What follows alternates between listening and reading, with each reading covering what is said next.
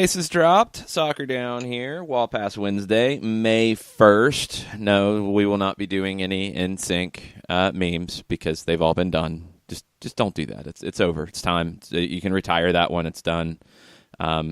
Yes, it's May 1st. We all know. There you go. There's your PSA for the day. Will there be a... No, just don't do it. Just don't. Where are you going to go? Where were you going to go next? I was just wondering if there was... No. Okay, good. No. Good. I mean, no offense. No. NSYNC was a great pop band, but let's stop the "it's gonna be May" memes, please. No.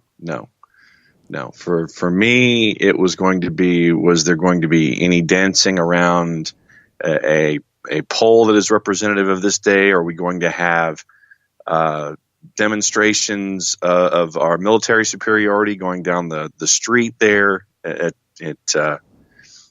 SDH HQ?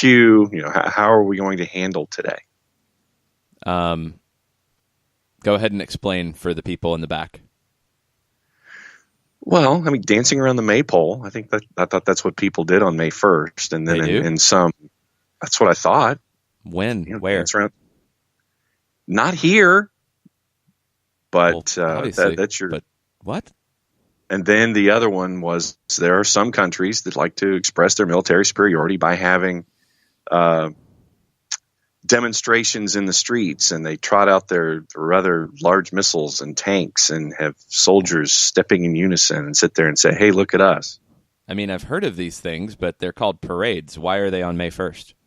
I think it has something to do with, and this is the part where I need help. I think it has something to do with the Communist Manifesto or something like that. So that's where that comes into play. Okay, so if you have choices of what you're going to do for May 1st, go ahead and post the NSYNC memes instead of looking up about polls and parades and such, because I have no idea where that was coming from.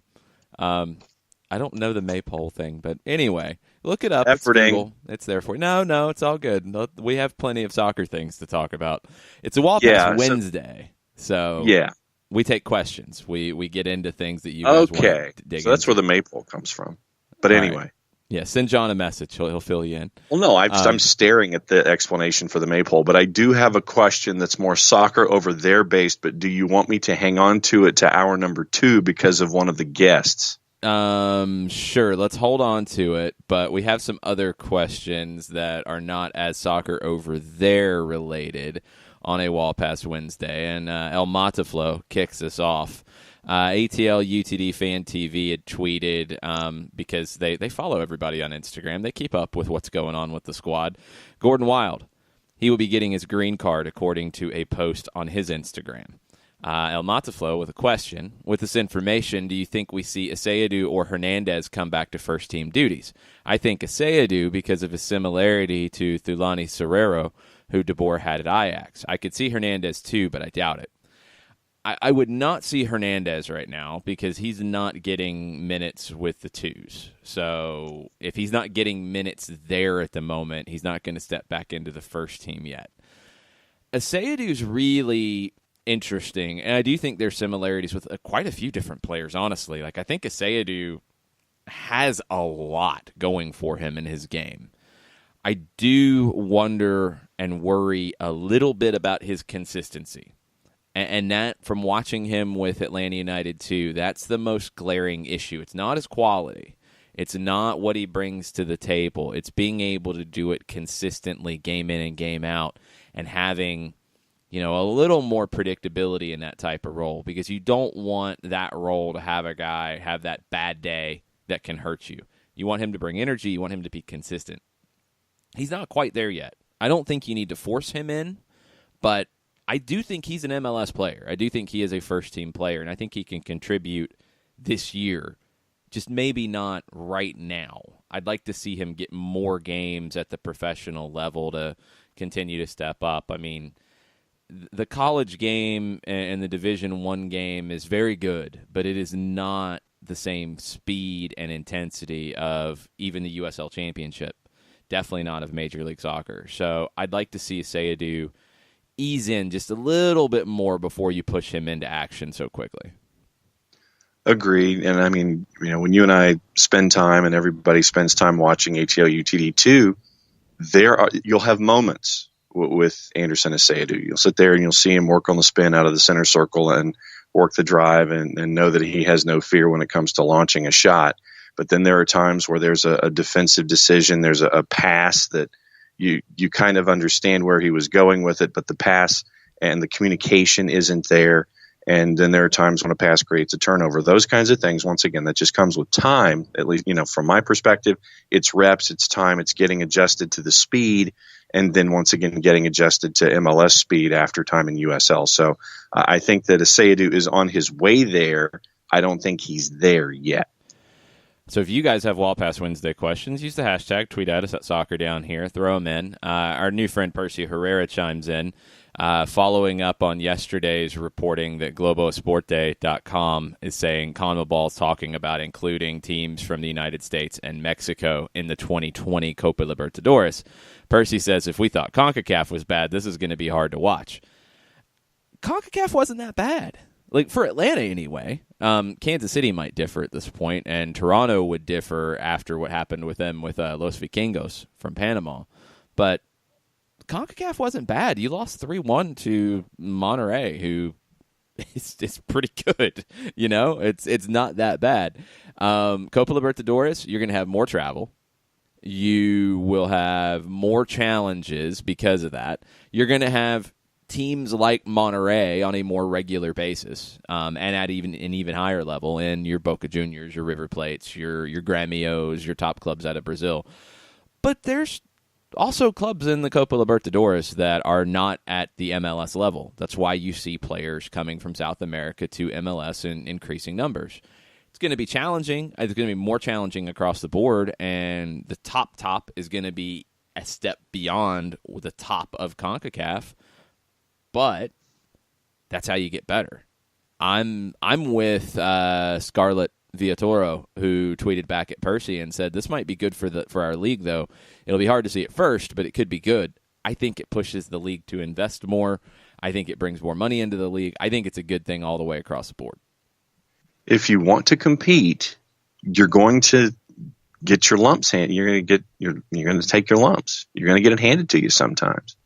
But it's a learning experience, and then you'll have those moments where you might get the best of somebody on any given day. So I look at this as expanding your horizons and working competition and putting your franchise, whichever your franchise we're talking about here, and MLS in general, you're getting yourself out there, because how can you sit there and continue to say that you're one of the top leagues in the world if you're not competing against the top teams in the world that are already out there? So for me, yeah, I know that there might be some moments where it's going to sit there, and like Percy says, it might be hard to watch. But there are also going to be moments where you're going to see teams from MLS and Mexico are going to sit there and come up there and pop somebody right between the eyes. So no, I'm all for this kind of experience. That's the thing that frustrates me. It should not be hard to watch. Yeah, you're going to have times where the other team's better than you, and you're going to have to figure that out. Ajax has dealt with that. But how are you going to learn? Well, it's not even that. No, I mean, I'm beyond that. I mean, that's a given. If you're trying to tell me that MLS gets better by saying, well, no, we're not going to play in this. Do the top clubs in Bulgaria say, no, we're not going to play in Champions League? We have no chance to win it. Why would we play in that? Would FC Basel say, no, we're Swiss. We can't win the Champions League? Why? Why would we do this? No, because that's not why you do this. Nobody does it because nobody is set up to be a loser, basically, in any of these leagues. That's not the mentality here. If you get the invite to go play in the Copa Libertadores and it becomes the preeminent club competition in this hemisphere, you want to be part of it. And if you don't, you have a losing mentality. Flat out. Flat out. And there's no justification for it. Then drop the branding that you want to be among the best leagues in the world. Drop the branding that it's a league of choice. Drop all of it if you don't want to be part of what would be a competition that would be rivaling the UEFA Champions League. Just say, no, we're not that good. We're just going to do our little thing over here and live in our own world. That's not what anybody's trying to do with any of this. Are you going to take some lumps early when you get there for the first time? Yep. Flat out. Are you going to have some difficulties? Yeah, and you learn from it. But you don't go into these matches, and I think MLS teams have gone into matches in Mexico with a defeatist attitude far too often. You don't go into those matches that way. You do your homework, you do your research, you prepare your squad.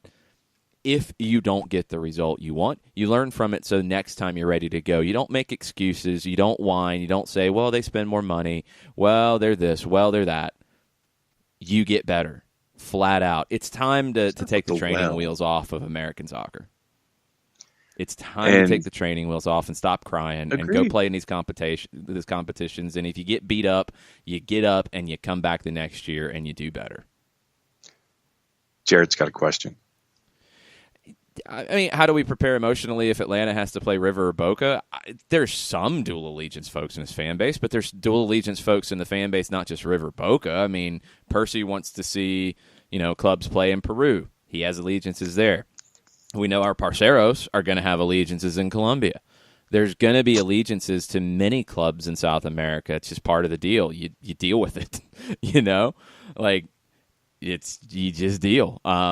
You don't really have the United States is unique in that way, I think, and not unique as the only one, but unique in the largest numbers. That until recently you had to get your soccer fix elsewhere. Now you don't. So you might have allegiances to teams elsewhere. That's okay. You're not going to play in the UEFA Champions League, so everybody who has allegiances to clubs in Europe, you're good. You're not going to have those competitive matches. If it's a friendly, you can have the big party and all's well. This, you have people deal with this already in CONCACAF, because I know plenty of people who have their allegiances to Chivas or Cruz Azul or Pumas or Club America or Monterrey or Tigres. And they have those allegiances that factor in. Every fan base in the United States would have that. It's just part of the deal. It's a unique thing. It's part of the deal. You figure it out as you go. That's just what it is. I don't know. I think you'd have allegiance. You already have them in CONCACAF. You'd have probably some more in Libertadores, but welcome to the new world. El Mataflow comes back and says, you just sit back and enjoy. This is a constant problem for me at the international level. Personally, despite my own allegiances, I will always show up to Mercedes-Benz in a 5-striped shirt for all club competitions. Yeah, I mean, you figure out what works for you and where your allegiance is. If you're split, you're split. That's cool. That's completely fine. If you're, leaning one way or the other for whatever reason, that's you. That's cool. It doesn't make, to me, you're a bad fan when you're throwing things at players and you're abusing them racially. That's a bad fan. Being torn between, well, man, I've grown up my whole life being a fan of Alianza Lima, and now Atlanta United's playing Alianza Lima in a game that counts. What do? You're not, it's your decision, and you have to do what works for you. It's all good. John Nason says, I hear you on the Champions League interest in MLS teams. Just can't figure out how logistically this makes sense with the huge travel distances. Okay. Copa Libertadores. Yes. Makes sense with the huge travel distances involved. Make it a destination tournament, then maybe we can talk. I mean, look, I'm not saying MLS should be beating down the door of CONMEBOL to do it, but if they give you the invite, you take it because it might not come back again, and you do it. Logistically, these were issues that were talked about with Mexico because it's not that much further to add the MLS and Canadian teams in when you get down to logistics. I think they do need to figure that out and what that looks like, whether it's grouping teams geographically, whether it's doing situations where you're getting 2 games in a trip. So if let's say Nacional out of Colombia comes up and plays a Mexican team and an MLS team in that group, and they play on Wednesday and Saturday, and you have to rearrange some league matches, you might have to rearrange some league matches. It happens in other parts of the world. It happens with the UEFA Women's Champions League, where they have weekend Champions League matches. Honestly, you gonna tell me that the UEFA Champions League will never have a match on a weekend? You think that's going to happen? You think the leagues are going to be able to hold that off forever? I don't. I think you're going to have that fight come up eventually. So if you have to figure that out, you have to figure that out. There are definite logistical issues, 100%. And there's going to be definite competitive issues, but it's how you grow. If the opportunity comes, I think you take it and then you figure out what you have to do to make it work. No, I mean, all you have to do really is look at the competition in the Premier League. And there are cup competitions in England that force weekend play. And so you're going to be playing on a Tuesday, a Wednesday, or a Thursday to get yourself back online. Yeah, and but those are domestic. I think the thing that Europe's always fought off is having European competition on a weekend. And I think that day is getting a lot closer. I mean, you hear all the Super League talk, you hear all the other stuff. So that wall is going to break down, I think, sooner rather than later in Europe. It's going to happen here if it has to. If that's what has to happen logistically to make this go down, it will. Because if you added Mexico before. Mexican teams competed pretty well in the Copa Libertadores. They also brought more money into the competition. You add U.S. teams, you're going to add even more money to the competition. Money talks, and money's going to drive it. And CONMEBOL's not talking about this if the money's not there. So you'll figure it out, and you'll make it financially viable for everybody. I don't doubt that for a second, because I mean, the bottom line is always looking at the dollar, and the dollar is going to make you dollar's going to make you walk and talk sooner than anything else. Just because you may not want to do something, then all of a sudden somebody walks up with a big suitcase and a set of handcuffs and a key and opens it, and there's a lot of $100 bills that are stacked there. What are you going to say? No. Well, it's not even that. I mean, let's not even be cynical about it. Newell's Old Boys, a club that has participated in the Copa Libertadores many times, a club that right now is, I think, about to do a fundraising campaign to stay afloat.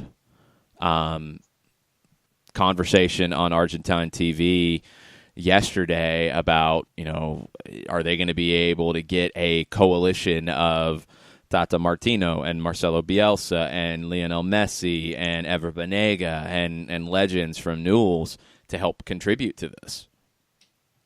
That's a significant issue in a lot of countries in South America, that, hey, you're trying to keep the doors open. And if you're able to have this type of competition that brings in this type of money and it trickles down, or these clubs get into the competition and make that money that sustains them for a year, 2 years, 3 years, yeah, these things will push it to make it happen. And then it's just the logistics.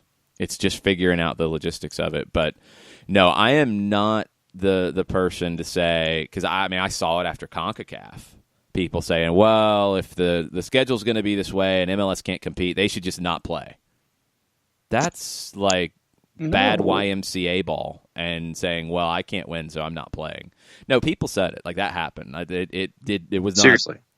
Yes, it's happened a lot. It's happened for years. It's the significant story of the CONCACAF Champions League. Well, MLS can't compete, so just, we can't do it this way. No, stop. And if Copa Libertadores becomes a possibility, you take it. Yeah, you're going to take your lumps, and you're going to learn.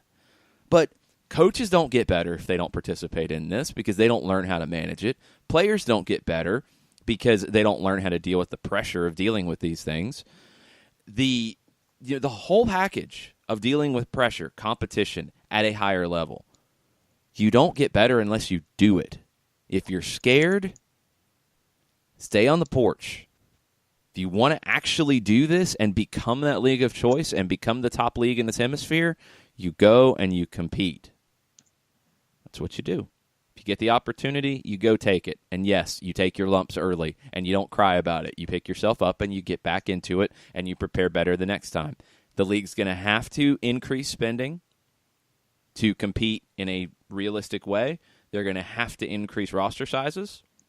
And they're going to have to be very smart about how they handle the scheduling for all of it. Those things are definite, yes. But if you get the opportunity, you take it and you work towards that, because it's going to push you to be that league of choice down the road. Let's take a break. More of your questions coming up. We've also got some roster discussions when it comes to the U.S. women's national team and the World Cup this summer, because they have some interesting issues coming up with this roster decision. It could come out anytime, definitely by the end of the week. And the U.S. U20's, which the roster comes out next Friday.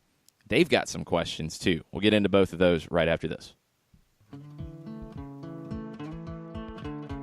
Today's show is presented by Appolinsky & Associates, personal injury lawyers with over 30 years of experience, supporters of Atlanta United, Faction, and Inter-Atlanta Youth Football Club. If you've been hurt in a wreck, contact Steve today at steve@aa-legal.com or call in 24/7 at 404-377-9191. The initial consultation is free. A ranger station. I'd like to report a bear hug. Okay. I put out my campfire and Smokey Bear hugged me. So you drowned the fire, you stirred it, drowned it again, and felt that it was cold? Uh-huh. Yep, he's just letting you know you did good. Bear hug from Smokey Bear. Status update. I'm gonna let you go now. There are many ways to start a fire, but one sure way to put it out.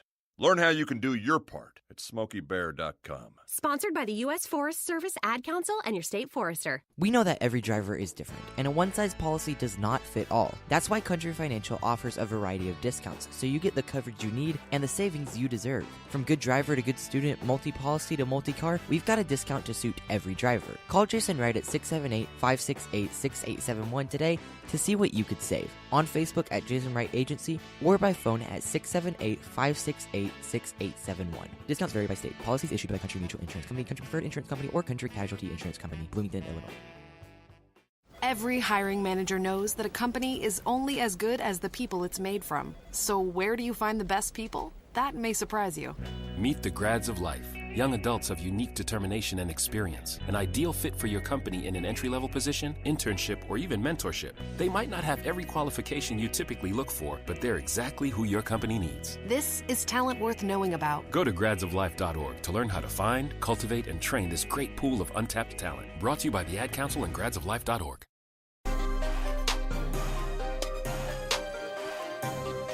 Welcome back. Soccer Down here, May 1st. I still don't know what the maypole thing is. I'll look it up after the show. We're not going to waste my time with it. Right no, here. no, don't want to know. Don't want to know. Don't want to know. Don't want to know. I'm going to mute you. I don't want to know.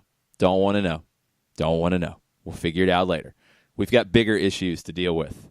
The U.S. women's national team, they have no depth at outside back. Period.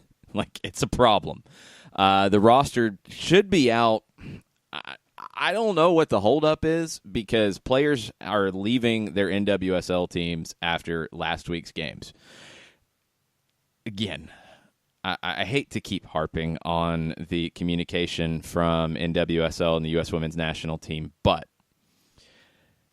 it was like a poorly kept secret that last week was the last competitive matches in NWSL for national team players from the U.S. and Canada. They were joining their national teams to start training for the World Cup.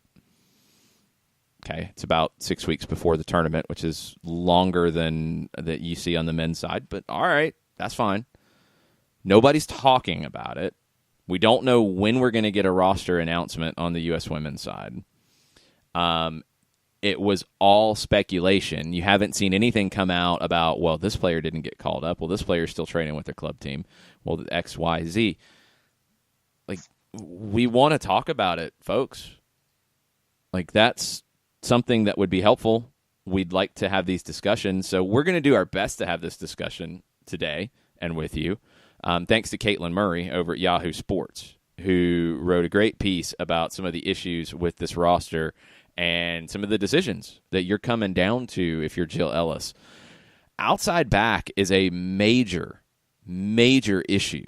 And these are things that I thought they were becoming obvious in 2015 after that World Cup, where you had a group that, okay, you're going to need to increase the depth going forward. You're going to have to get a next generation ready.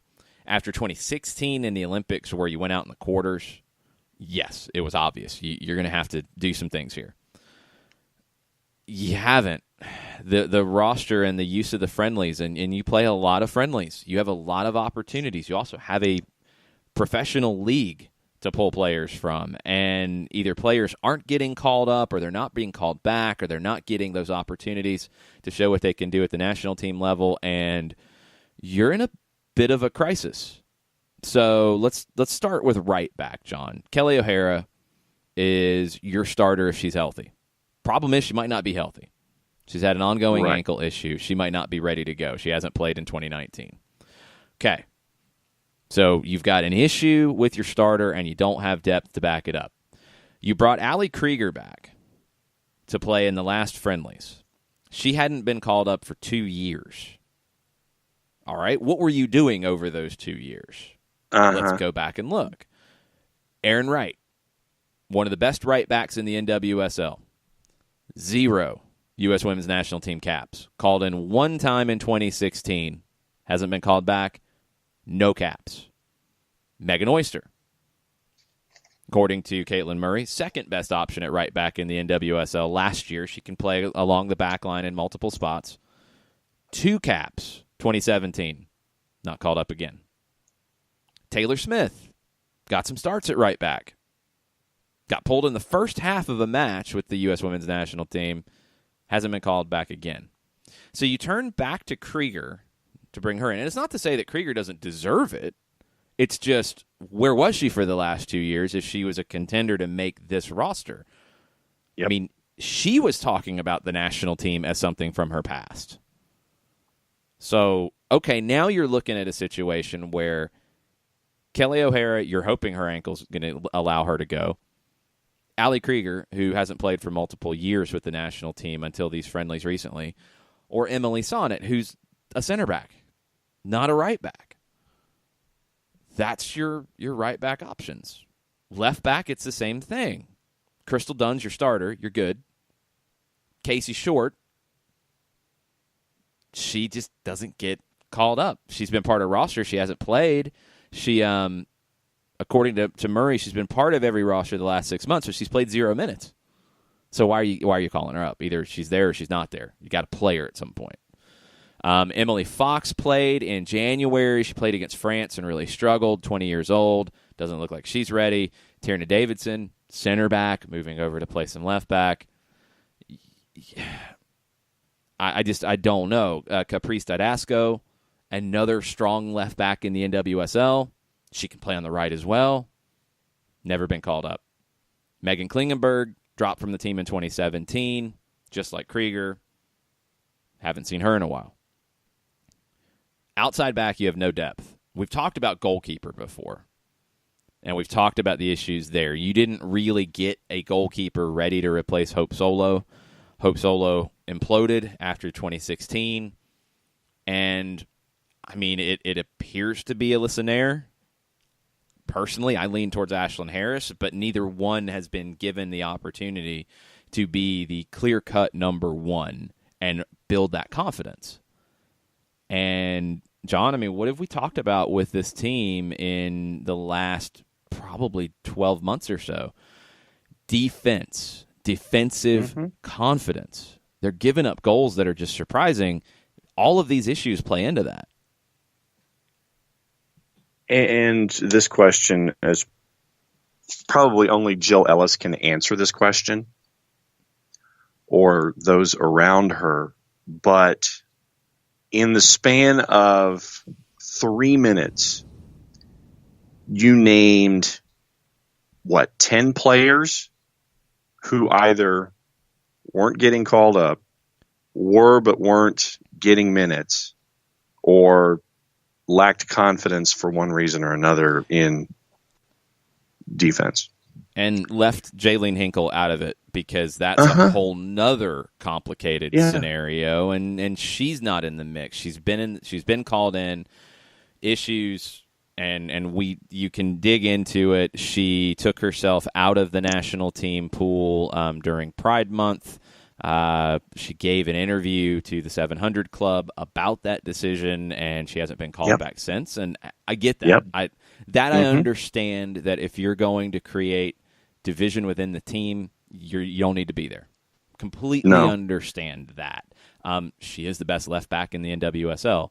But if she's not going to fit into the team, you have other options that you haven't turned to. That doesn't even get you off the hook. No. And for me, you name all of these individuals, and the largest question that pops into my head is obviously a rhetorical one, is what are you doing? And as I said, Jill Ellis and the staff are the only ones that can answer this. I imagine that Allie Krieger, by default, will get the call up. And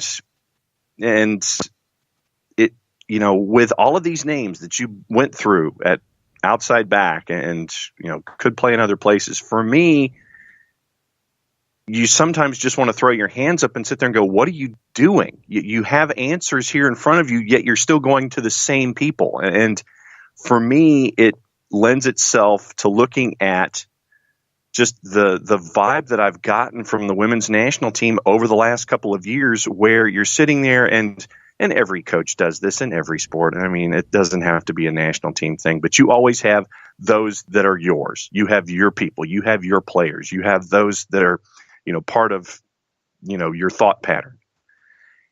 And there's got to be a time for the betterment of a product where you have to think outside of just those that are on your list. And Jill Ellis and the staff, to me, haven't done that. And I think, sadly, that when we get to the World Cup, this is going to cost them, because last time I checked, you've got to have defense to keep the ball from going into the net. And with all of the discussion that we've had at outside back, all the discussion that we've had at goalkeeper, for me, you look at this and you're sitting there going, okay, why aren't you shoring things up? Why aren't you giving other folks a chance? Why aren't you sitting there and saying, okay, we put this individual in, we see something here, we'll continue to give them opportunities? For me, I have more questions as to why you haven't expanded your collective mind about bringing in these other players, these other names that you went through, to sit there and possibly help you out, not just in this competition, but down the line. It seems like it's just this one last ride with all of these players, and it turns into another last ride with all of these players. And it's frustrating that you seem to be stunting the growth of the national team by sticking with the same players over and over and over again, thinking that that's what's going to get you across the finish line, when it may not, in fact, do that. See, I don't even think it's that simple. I don't think it's just the fact that Jill Ellis is keeping the same group from 2015, because you've had Megan Klingenberg get dropped and not be back, although she's playing well in NWSL.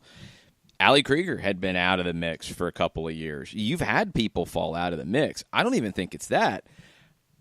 One question I have, and I don't know, is how much does the CBA with the Women's National Team, Players Association, and the Federation affect what the player pool looks like? It's different than the men's side, because you have the pool who is getting paid by the Federation on salary. Is that keeping Jill Ellis from bringing new people into the pool on a regular basis? I know there's complications there, but I don't think that's an excuse. I think that might make it trickier, but that's not an excuse for... You ought to be able to work around it.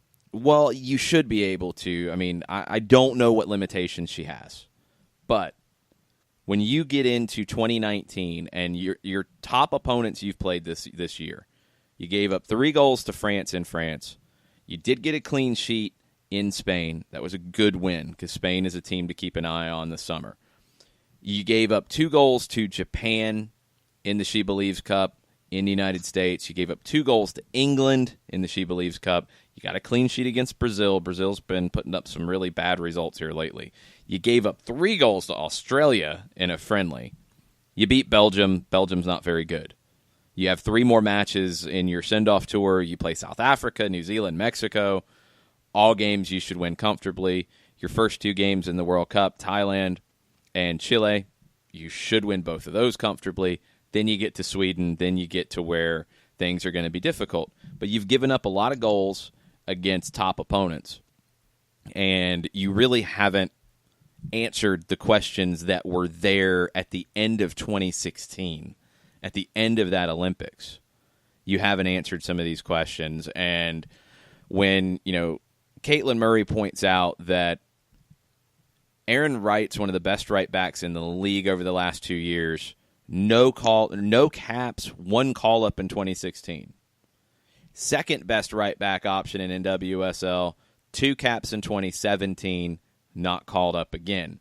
On the left side, we've got the Hinkle situation. Okay, you can rule her out. That's fine. Next one at left back beyond Crystal Dunn is Caprice Didasco. Hasn't been called up. And she can play both sides. That's the thing, is you're looking for a utility player here who can play both sides. Done. You bring her in, you get her some minutes, you see, all right, can we do this? No. That's stuff that just makes no sense. So you're going to go into this roster announcement with big questions at outside back. Is it the last competitive match? And we're going to leave the Belgium game out because you knew that wasn't going to be competitive going into it. Against Australia in the 5-3, where it was 4-3, you got a goal in stoppage time from Mallory Pugh. She got too late. Emily Sonnet started at right back, center back. Allie Krieger didn't play. She was in the 18 or in the game day roster. Did not play that match. She played against Belgium. That didn't accomplish anything. She did not play against Australia. It's frustrating because you haven't built up your depth effectively to get ready for this World Cup. You knew when the World Cup was. You knew what your schedule was. You don't all of a sudden just call in players. You prepare them. And I don't think Jill Ellis has done a good job preparing this roster for this. And she hasn't used the NWSL. I don't know if she doesn't rate the NWSL. I don't know if she doesn't rate the training that these players are getting in the NWSL. But when multiple positions you have top players from your professional league not getting call-ups, that's an issue. That's a major, major issue. And people need to get on the same page when it comes to that. Men's side. We'll get into Gold Cup roster down the road, but you've got the U20's coming up first. That roster comes out next Friday. Matt Doyle had a very good question on Twitter yesterday. Josh Sargent, Timothy Weah, do you want them to be on the U20 team, or do you want them to be on the Gold Cup team? What say you, John? I want them to be on the U20. Why? I want to look toward the future. I know that it's almost two separate, for me, it's two separate subsets.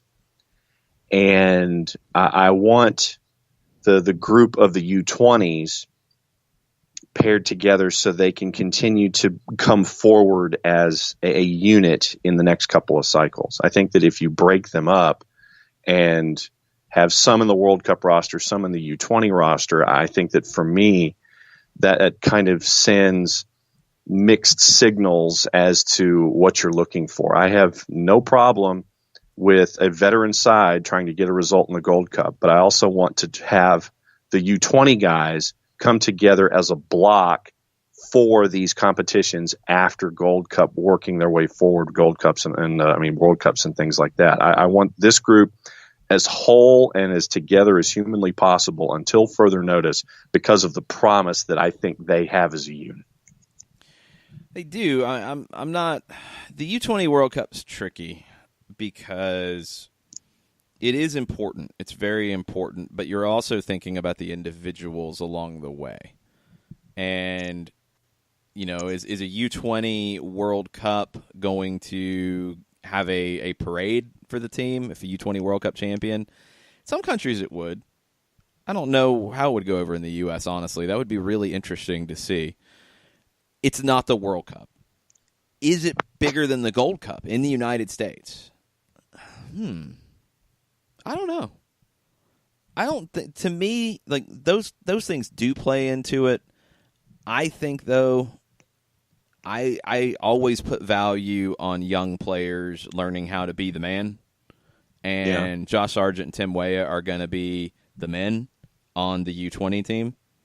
They would be part of the squad with the Gold Cup team. I'd have them with the U20s. And it's interesting, over 3,000 votes in Doyle's poll on Twitter, and it was 53% to the U20s, 47% to the Gold Cup. I think that shows you that, just the attention of both of these tournaments and the relative importance of both of these tournaments, it's kind of complicated in the United States. In other countries, maybe not so much. I mean, we've seen many of the best play in the U20 World Cup over the years. It's something where clubs don't have to release players, but Lionel Messi played in a U20 World Cup. Many of the greats have played in U20 World Cups. I think it's good for Sargent and Weah to get this time with this U20 team. And this looks like it should be the best U20 World Cup team that the United States has ever had. So then why break them up? That's part of my thought. Well, pattern. It's not a team if this like bunch that. is going to be chasing, if this bunch is going to be chasing after a U20 World Cup title, crown, trophy, why bust them up? I mean, we all know that. My gut tells me Tyler Adams is probably going to be with the national team. He's going to be on the Gold Cup side. He's probably not going to be with the U20s. Yeah, he's age eligible. I mean, he could play for the U20s. Would you call him in? Not for the U20s because why? of the reps. But why? Because if the U20 team is the thing, he should play for the U20s, right? What's the difference? In theory, yeah, but I think that because of the time that he has spent with the national team, I think that Greg Berhalter is going to call him and have him be a part of the Gold Cup side. Would I love him to be a part of the U20s? But which one would you do? No, I'm not saying which one you think is going to happen. Which one would you do? I want to stack the deck. I want to win the U20s. I want Tyler Adams to go with the U20s. I think it's the same with all three, and I don't buy the one should go over here, and it's all or nothing on it for me. It's you're going to have your best U20 team or you're not, and if you're which one are you going to prioritize? Are you going to prioritize the Gold Cup or the U20 team? If you're going to prioritize the Gold Cup, if Josh Sargent would be your starter for the U.S. men's national team in the Gold Cup, he should be in the Gold Cup. You can't split the difference. But for me, like I said, Sargent, Weah, Adams, stack the deck at the U20s, drop the hammer and hit them as hard as humanly possible. That's what I want. The other thing that does play into it is what the overall rosters look like and where the depth is. So Tyler Adams with the senior team, we've seen him play that right back role and coming inside and tucking in and playing as a midfielder. Do you have someone else who can give you that for the senior team? We've seen Nick Lima do it. Not exactly comfortable. DeAndre Yedlin, not exactly comfortable for him to do it. Lima was better off than Yedlin was doing it. Do you have the pieces to allow him to go to the U20s? I think you do. I think you might have to play a little bit differently, but I think you do. I just want some consistency in the decision. The other question for the U20s before we go to break, and I'd like to see what people think about it, because these are two players that we've seen here in Atlanta in recent weeks.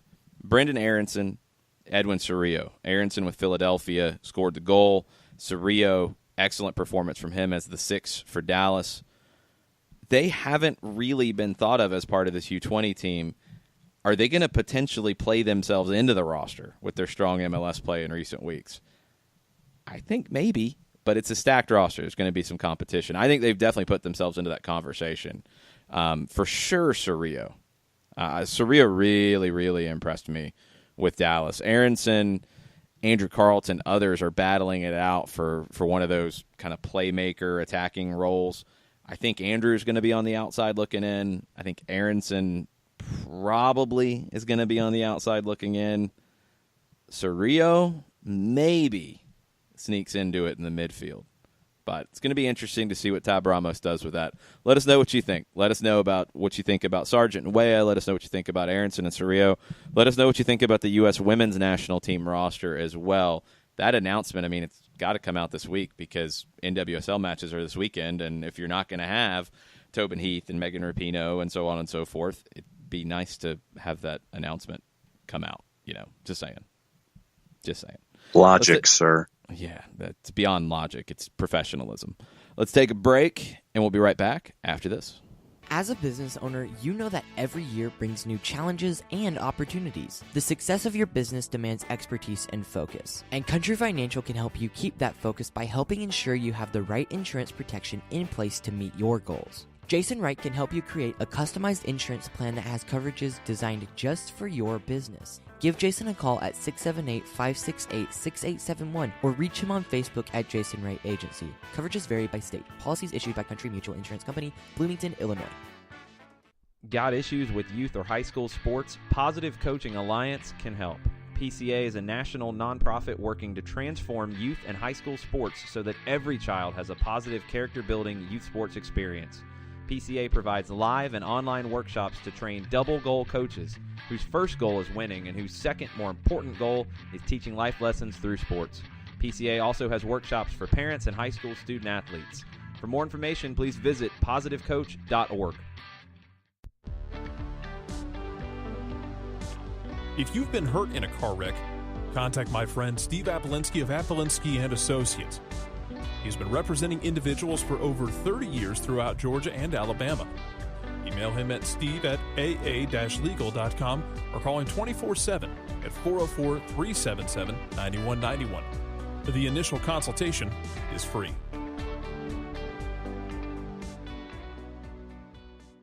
I adopted Bento in 2010 from a shelter. This cat makes me make art. He's always motivating me to draw pictures of him. He just is motivating artistically. He's my best friend, but a lot of people know him as Keyboard Cat. Keyboard Cat, YouTube star and shelter pet. Amazing adoption stories start in shelters. Start yours today. Visit theshelterpetproject.org to find a pet near you. Brought to you by Maddie's Fund, the Humane Society of the United States, and the Ad Council. Welcome back. It's Wild Pass Wednesday here on Soccer Down Here. We've got questions from you guys about our ranting and raving. What do we have? Barnabas Prime on hashtag Wild Pass Wednesday named 3 candidates to take over the hashtag USWNT after Jill Ellis. Paul Riley is my first call. My 3 candidates would be Paul Riley. Yes, and if there's a fourth one, it would be Paul Riley. What he's done with the Courage, you have a club that did not go the obvious route we've generally seen women's professional teams go with and have success in the NWSL or the leagues before that, with megastars. He has a very balanced team in North Carolina. You have stars, you have great players, but you don't have Alex Morgan in that team. You don't have Megan Rapinoe in that team. You don't have Tobin Heath in that team. You've made some players into bigger figures in U.S. women's game, like a Samantha Mewis. You have Lynn Williams, who should be in the team but won't be. Mm-hmm. You have Jess McDonald, who probably... Well, you have Jess McDonald, who might be in the team but should be. You have Samantha Mewis, who better be in the team and better be playing minutes. You have Crystal Dunn, who is starting, for sure.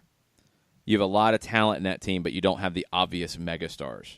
I think McCall Riley Zerboni should be in the team, but we'll see.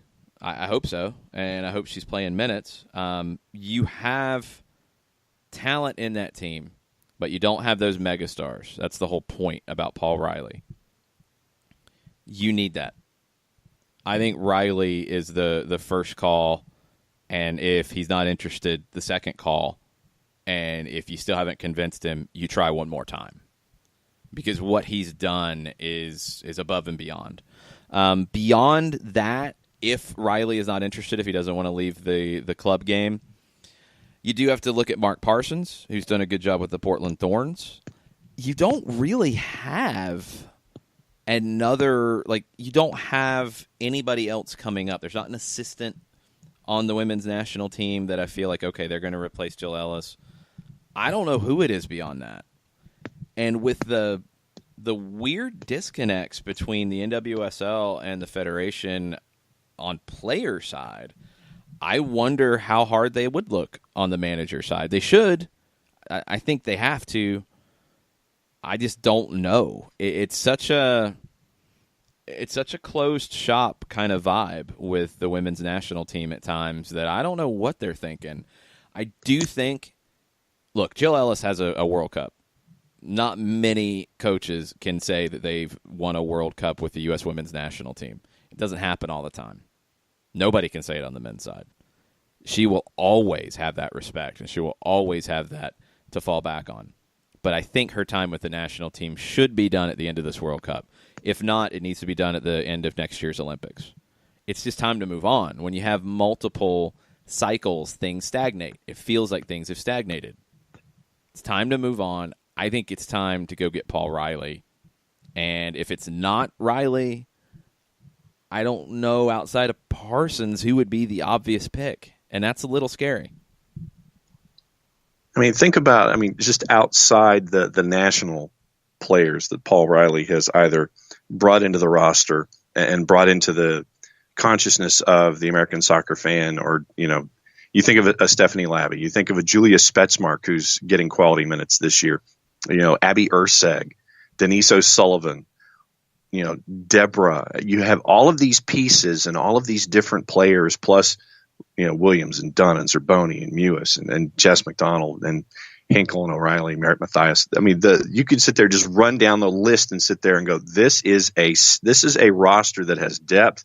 And this is Paul Riley and the Courage, they have understood their mission and they have stacked it. And for me, much like you, my first 4 phone calls are to Paul Riley because of what he has been able to do internationally to put this quality product out there in North Carolina. And like I said, I don't know, there's a certain time period where a message gets stale.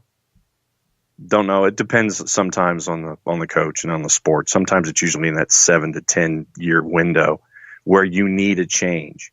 And I look at the national team. I look at the women's national team right now, and the message to me is stale. It's, I think it's got to be time to do something different, to get new voices, new ideas, and a new approach in there, so you don't continue to stagnate. And for me, it's Riley, and Riley, which sounds like a law firm in the Carolinas. Yeah, I think it has to be Paul Riley. It's the easiest option. What other questions do we have out there? Tafka says that it should be Sargent and Weah on the Gold Cup squad. Building trust and familiarity has to start somewhere. I'd love to win the Gold Cup, but it no longer has any Confederation Cup relevance. So, in all caps, blood our youth! ! It just depends on what your mentality is. I'm not against it. I'm not, against that at all. I don't call them in if they're not starting. And I don't think Weah is starting with the senior team at all right now.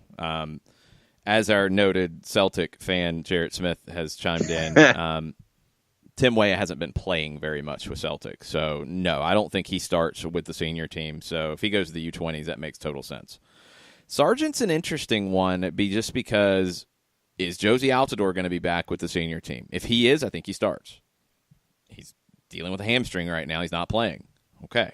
Josie Zardes, probably be your next choice. He's not in the form he was last year, that's for sure. Beyond that, is it Sargent? If Sargent is your starter, he goes with the senior team, in my opinion. If he's not, if he's a bench option, he goes to the U20s. That's where I'm drawing the line. I'm fine with guys going to the U20s. I don't have an issue with that. But I don't want them to go at the expense of starting minutes with the first team. So Tyler Adams, I would not take him out of the Gold Cup team because he is your starter. Sargent, you have to make a decision on that. Weah, not a starter with the first team. He goes to the U20s in my book. Train says you go all in on the U20s. U.S. against New Mexico juggernaut in the Gold Cup. It's better to have the youths taste potential global triumph at the U20s. It's down to where they're going to play. And if you, again, Tyler Adams, you're not pulling him out of the senior team because he is your starter. Josh Sargent, you have that question. I don't think he's the starter with the first team yet. Although it's close just because nobody has stepped up outside of Josie Altidore to be that guy. And we know what Sargent has. But is he there? And this is a tough call because it's not like you get to bring them into camp and take a look and say, okay, he's going to be over here instead of over here. That's a difficult one.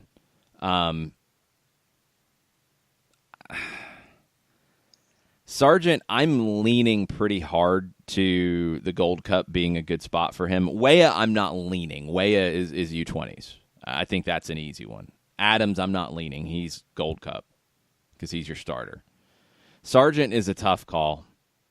If you see him as starting, if you see him as your first choice striker, then he goes to the Gold Cup, in my opinion.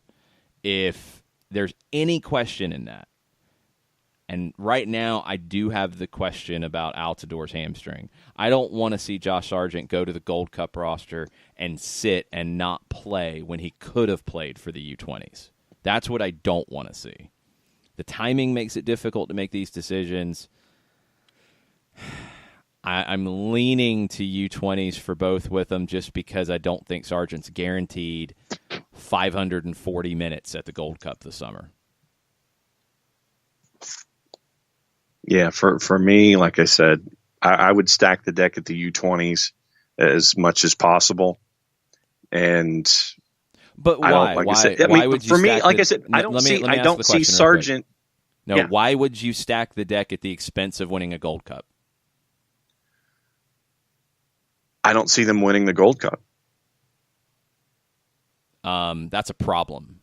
That's a mega problem with the United States then. If you don't see them winning the Gold Cup, like to the point that you're going to say, don't send guys to the Gold Cup because you're not going to win the Gold Cup. Whew. We've fallen way off, y'all.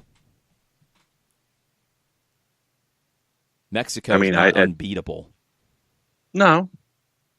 But that's scary. If that's the mindset, that's scary.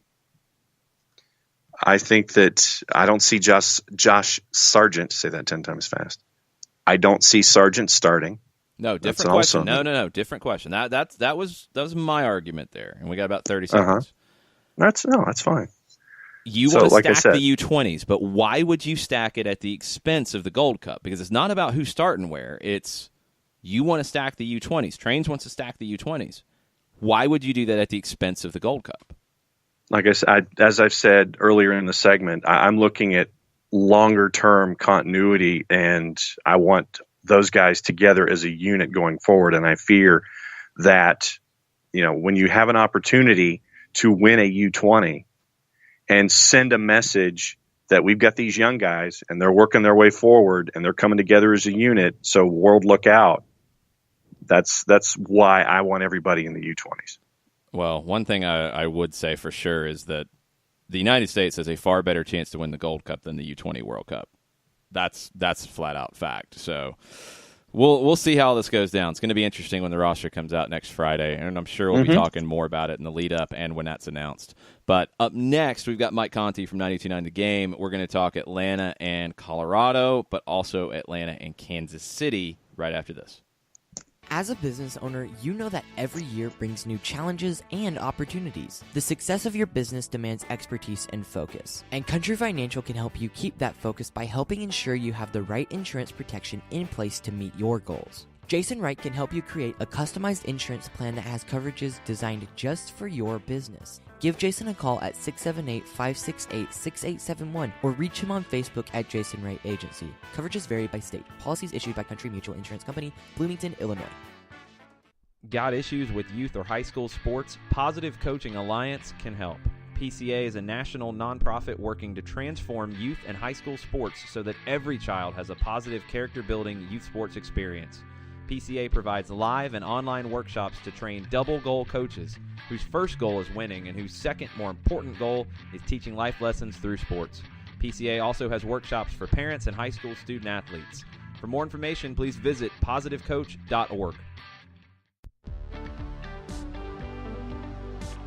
If you've been hurt in a car wreck, contact my friend Steve Apolinski of Apolinski and Associates. He's been representing individuals for over 30 years throughout Georgia and Alabama. Email him at steve@aa-legal.com or call him 24/7 at 404-377-9191. The initial consultation is free.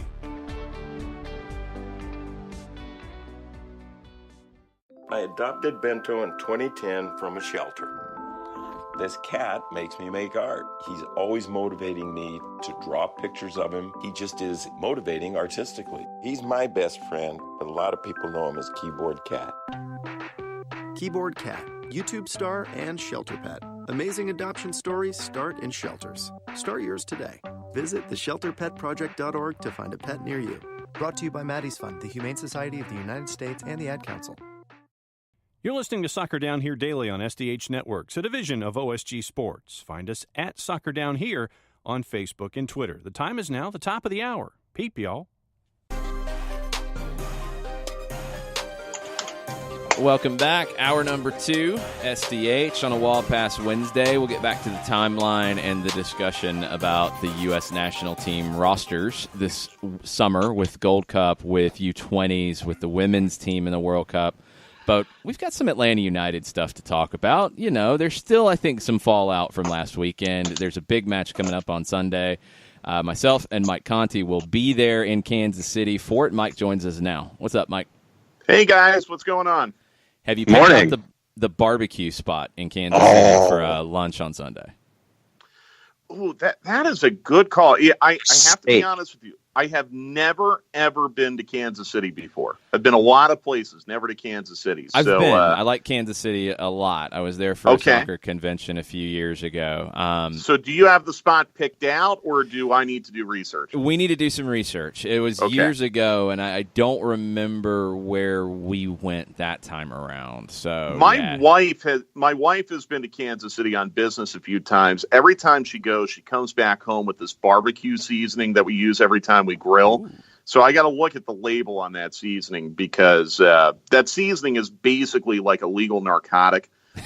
So if they put that on their brisket and their pork, then I think we're going to be okay. So I'll do a little bit of research on that tonight. That sounds like the place. Okay. Problem solved. So it's looking like a combination of either Slaps, Joe's, or Arthur Bryant's.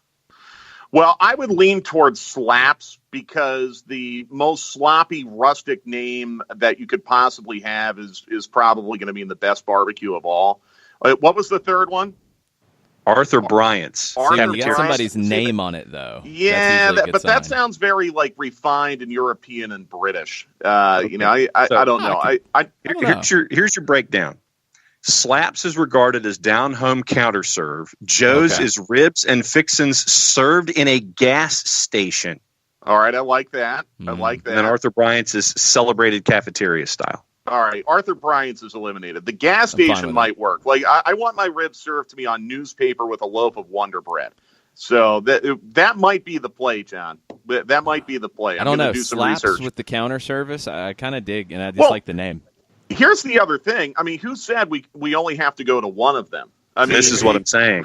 It's a 9:00 start. We're going to have to do something to kill time on Sunday, right? Breakfast and dinner.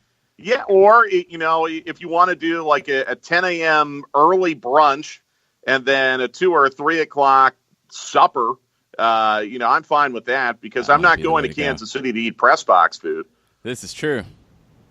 Yeah, see, for me, it was either going to be barbecue or steak for you guys going to Kansas City. Yeah, and that's the thing. Like, you can get a really good steak there, too. And this is really the only time we're going to the true Midwest this year. I mean, Chicago kind of counts, but Chicago is so, culturally diverse that you can go eat at a good Polish restaurant there, Italian restaurant. I almost feel like this is our only trip to the Heartland this year. So if we can get a good kind of corn-fed steak, I'd be good with that too. The options are endless. I'm actually getting in on Saturday night because I have some weird travel going on this week. Advanced scouting.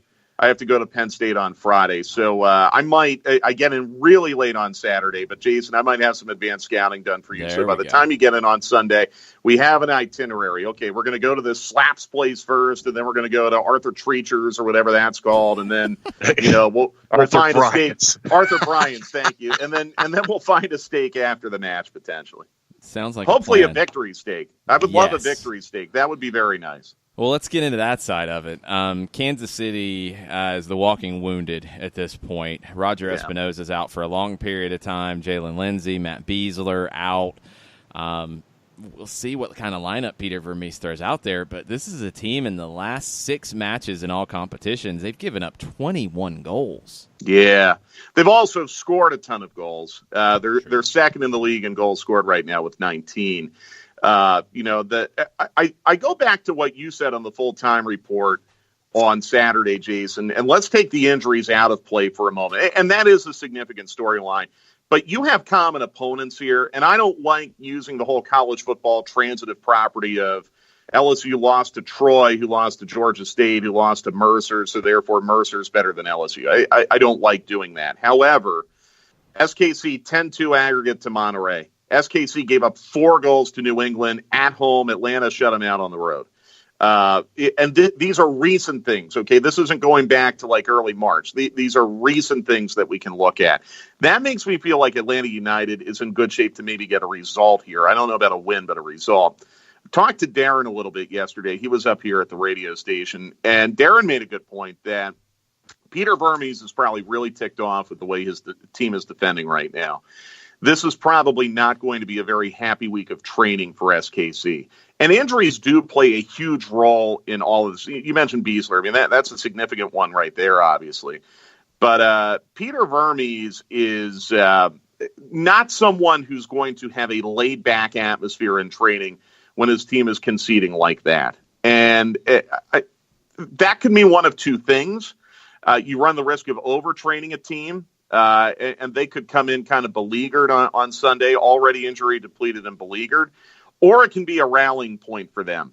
In much the same way that Atlanta United has had a couple different rallying points this year. I think the match in Columbus would be right at the top of that list. So I don't know what we're going to see other than I think we're going to see Sporting Kansas City try to play Atlanta United straight up. They aren't going to park 2 buses, I don't think. They're going to try to entertain their home fans. I think this might be the breakout game for Atlanta United goal-scoring wise.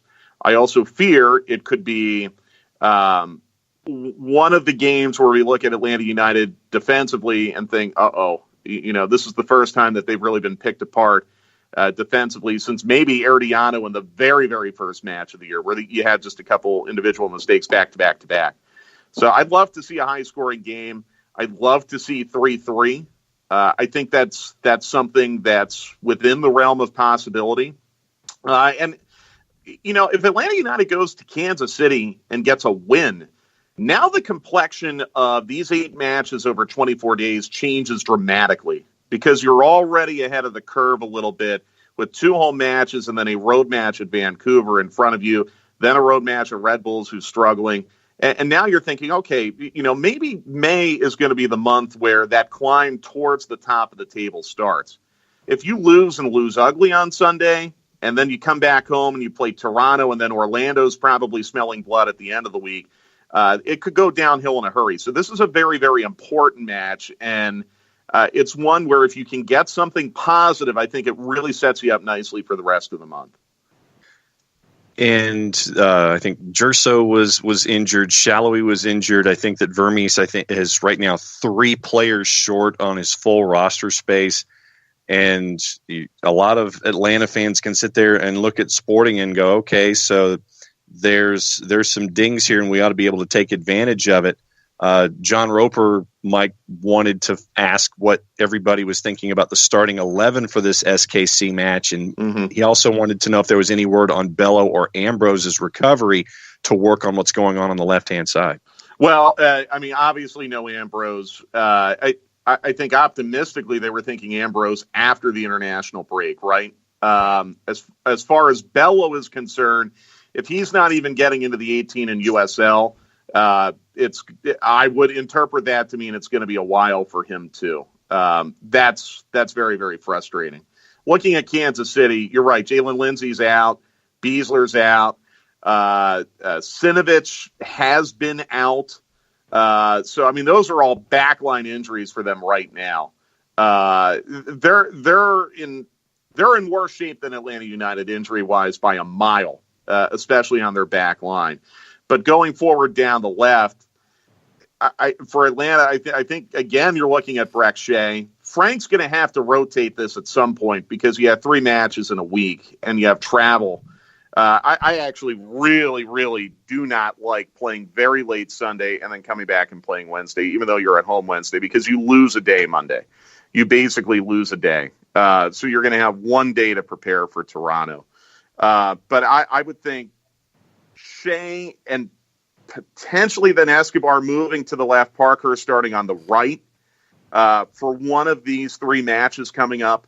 I would guess this Sunday in Kansas City, same lineup as he had against Colorado. That'd be my guess. I'm speculating, but then maybe you come back Wednesday, Escobar's on the left, Parkhurst is on the right, or some kind of combination of that. But I am not expecting Bello at any point over the next three matches, and Ambrose certainly not until the international break is over. Yeah, Ambrose for sure not until July, I think is what we're looking at. Bello maybe by next weekend, but yeah, not this weekend. I just don't expect it. If he had gotten some time in Ottawa, maybe. You'd like to get him some minutes in USL to see how that groin's going to respond, because this has been a recurring issue for him. Yeah, and it's unfortunate because I was thinking about this on the train this morning. Like, you don't want to say that everything that Atlanta United wanted to do this year was predicated on a 17-year-old left back. But this is really, really starting to hurt you because you have the injury to Ambrose on top of it. It's forced Brek Shea into a much larger role than they wanted. But groins are tricky. And the thing is, if you rush someone back from a groin and they even just tweak it, you've restarted the clock on all of it. And I'll give Atlanta United and their physio staff some credit for being very cautious with George Bello, it would appear, at least from our perspective. They've been very, very cautious with him. I'll give them credit for being cautious and not trying to rush him back because, the consequences are very, very high, even if you just have a slight re-aggravation of a groin injury. But you need to get him back. I mean, no doubt about it, especially with Ambrose out. With all these matches coming up, you've got to find a way to get him back at some point, and hopefully it'll be sooner rather than later. Let me get into the evolution of P.T. Martinez, Mike. I'm just going to go ahead and say, first and foremost, I want that kind of fire from a player, and we all know what we're talking about. But just from a 30,000 feet S2 viewing of P.T. Martinez, as we do from the press box level, what have you seen over the last little bit about his development and comfort level with Atlanta United being in the 11? Have you guys seen how Pitty's expected assists are actually higher than Almiron at this time this year compared to Miggy this time last year? Mm-hmm. Yeah, interesting, huh? And I love how, you throw that out there, and I you know what? I just need to stop tweeting. Because anytime you throw something like that out there, then you get all the people who say, well, there's another American with a baseball stat. I'm not smart enough. I'm not as smart as you guys to go in depth into analysis of what I'm seeing. I'm not that experienced. So I have to lean on facts. Facts come in the form of statistics. That is a statistical fact. Now, expected goals, expected assists. I know some of that is up to interpretation, but whatever. Statistically, Pitty is doing what you need him to do. The problem is he hasn't gotten enough minutes. A lot of that has to do with an injury he suffered on international duty. A lot of that prior to when he played for Argentina had to do with the fact he didn't have much of an offseason. I really think a lot of the frustration that he showed on Saturday came from the fact that he felt like he was really finally worked into the match. He put in a beautiful cross to Joseph just a moment before he was subbed out. He probably wanted to keep playing. He might feel that he's 90 minutes ready to go. Frank DeBoer and the physio staff might feel otherwise. By the way, as far as what happened when he was taken out of the match on Saturday, Darren was on with Dukes and Bell yesterday. He said that they have spoken to Pitty and they've made it clear to him that that's not the kind of behavior that they expect out of him. But at the same time, Darren pointed out that you want to see someone who doesn't want to come out of matches. You want to see someone with that kind of competitive fire. It's something that Jason and I both talked about during the match broadcast on Saturday. And I keep pointing to, anytime Joseph Martinez comes out, he reacts in a similar fashion. He doesn't kick at the back of Brek Shea's chair. Someone on Reddit had a great point, by the way. It's probably a good thing he kicked Breck Shea's chair and not, someone who might have a little bit of a shorter fuse. Because, yes. Like if that were, if LGP were somehow subbed out and he kicked at the back of LGP's chair, that might have gone a little bit differently for Pitty, I guess. But I'm not concerned about Pitty. The only thing that concerns me, well, it's twofold. Number one, I want to see him play 90 minutes. Hopefully he's really close to that point, if not there. The other thing is, I'm not sure I want to see Pitty playing centrally. And we've discussed how he might have to when Barco is with Argentina at the U20 World Cup, and that's coming up soon. But I that's not a role he had at River. That's not a role that he's probably fully comfortable with yet here in Atlanta. I would like to see Pitty back out on the wing. And if that means when Barco's gone that Andrew Carlton plays the 10, if that means Kevin Kratz gets healthy, plays the 10, if that means Julian Gressel has to play the 10 at times, I'm fine with that because I think Pitty is a little bit more effective for you out in a wider role than playing centrally. Yeah, I mean, he's played centrally, but I think what generally happens is he gets moved out wide. And it happened at River. I mean, they didn't like, I think at River when they found their best form, it was with Pitty out wide. Because they kept trying to figure out how to get him and Juan Fernando Quintero together, and it was hard to play them together because they're similar types of players in some ways, but you couldn't play them in the same part of the field. And when Pitty would move out wide, he's freed up. He's able to go 1v1 with people, and that's his strength. Well, and who's the player that we consistently hope he grows into as far as an MLS comparable? Nacho Piatti in Montreal. Nacho Piatti's the same kind of player, right? Like he can play centrally. Yeah, exactly. He can play centrally. Some away from him when you play him central. Exactly. When he's a little more free out wide, I think he can do more things for you. But I also understand the situation that Frank is in right now. Barco, I mean, what do you think, Jason? I mean, he could be out a month and a half, right? If Argentina goes all the way in the U20 World Cup. Now, a lot of that will coincide with your international break. Yes. But he's going to go into camp for them maybe after next week. I want it like you're hoping you'll definitely get him in Kansas City. Yeah. I think you're hoping you can have him for Toronto and Orlando. But I don't know if it's a lock he goes to Vancouver with you. Because I don't think he goes to Vancouver. I think that for sure. I think you're hoping he goes to Kansas City. You're hoping you get him for at least Toronto and preferably for Toronto and Orlando.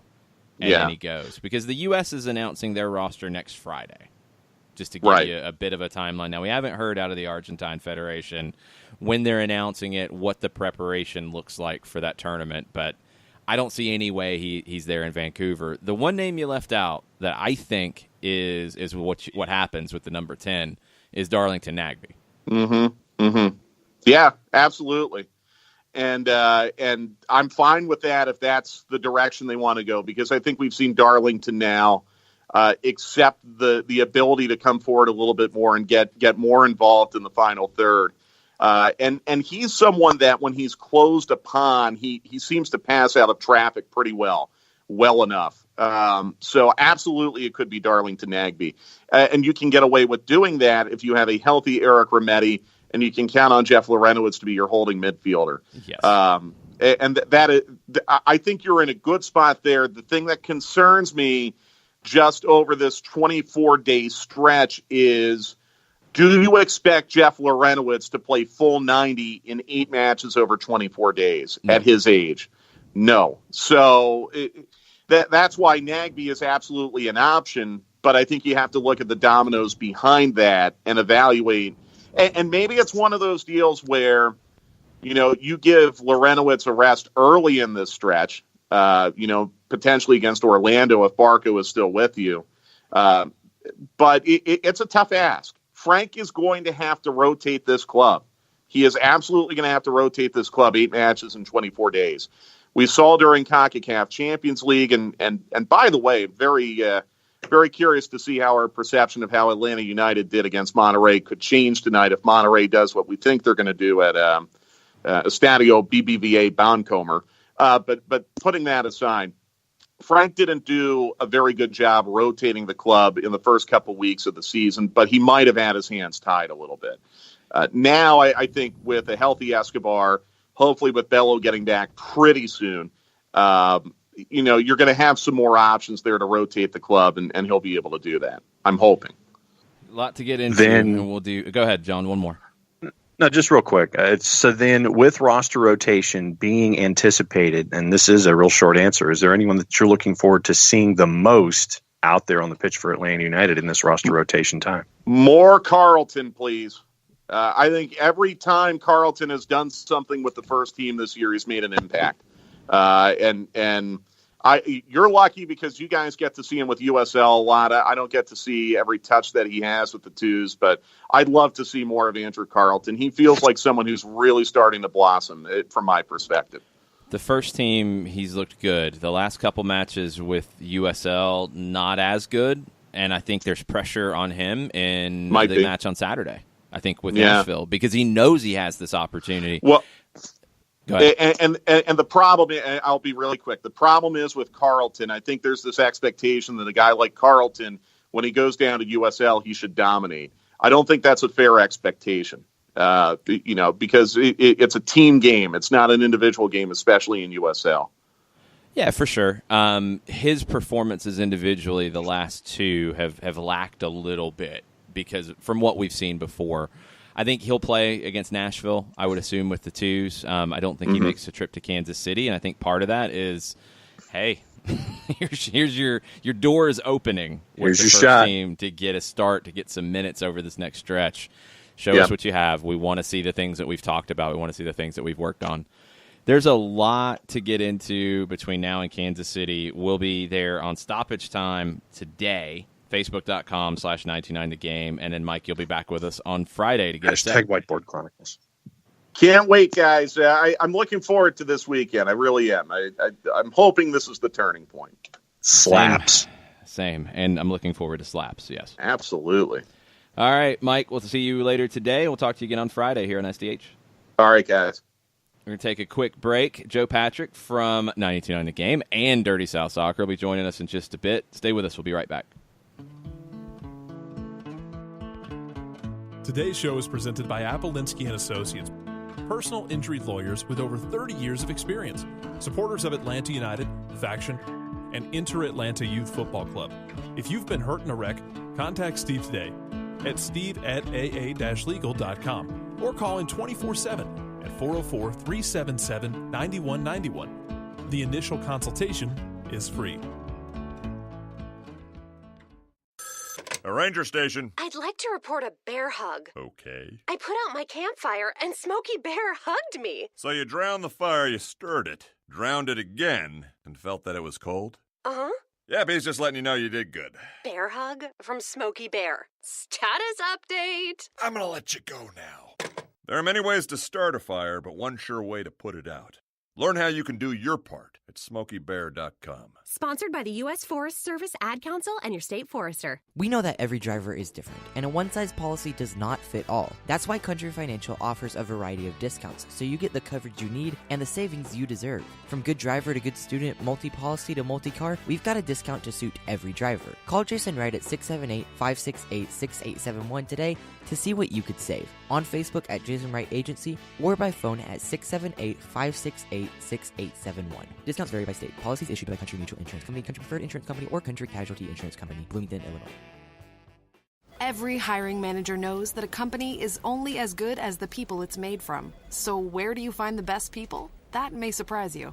Meet the grads of life. Young adults of unique determination and experience. An ideal fit for your company in an entry-level position, internship, or even mentorship. They might not have every qualification you typically look for, but they're exactly who your company needs. This is talent worth knowing about. Go to gradsoflife.org to learn how to find, cultivate, and train this great pool of untapped talent. Brought to you by the Ad Council and gradsoflife.org. Welcome back. Soccer Down here, May 1st edition. It's a Wall Pass Wednesday. We'll get back to the Wall Pass Wednesday timeline as we wrap up after we talk to Joe Patrick in our next segment. But right now, it's your fantasy update for Week 9 presented by the Jason Wright Agency. Make sure you're following Jason Wright, AGEN, on Twitter and Jason Wright Agency on Facebook for all the latest. You can still join the league. You can still get in on all the action. But go follow the instructions at both of those places to get in.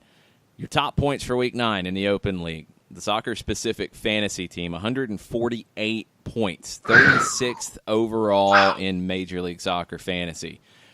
The Oxford Comma, we know all about the Oxford Comma these days, 138 points, 10th in the overall Atlanta United League. And Czech Joseph, 135 points. The Open League standings, the Oxford Comma, team value is up to $122.3 million, by the way. That's pretty good figuring on your roster early on, and players' values have gone up, and you're able to keep them. Oxford Comma is in first. Soccer-specific fantasy team is in second.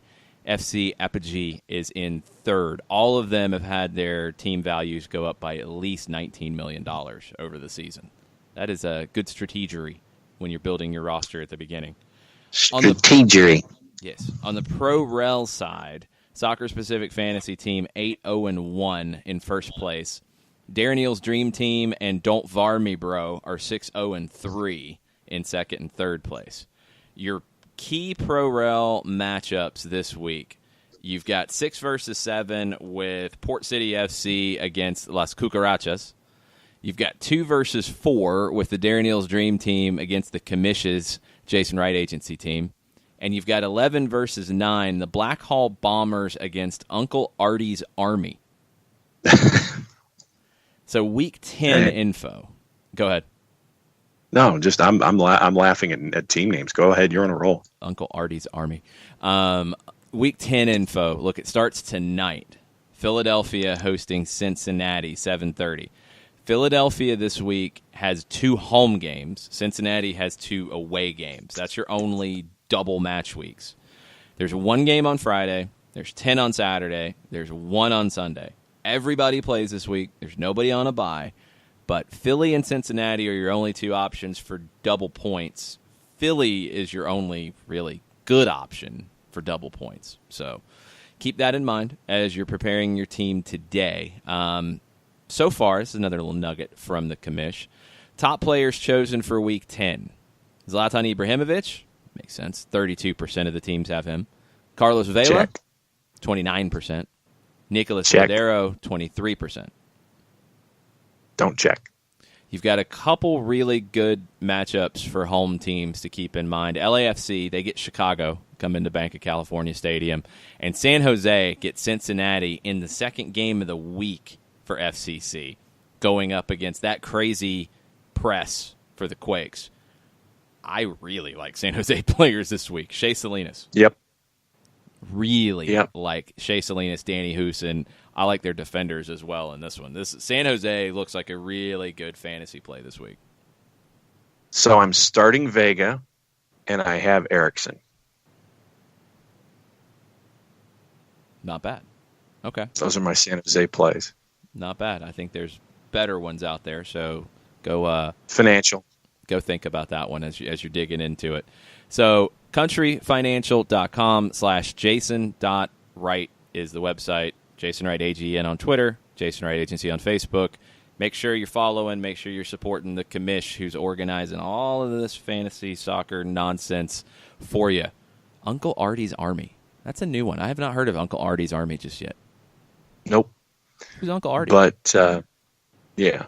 So, I mean, for Arthur me... Blank, duh. I'm yes. silly. I never thought of him as Artie. He doesn't seem like an Artie to me.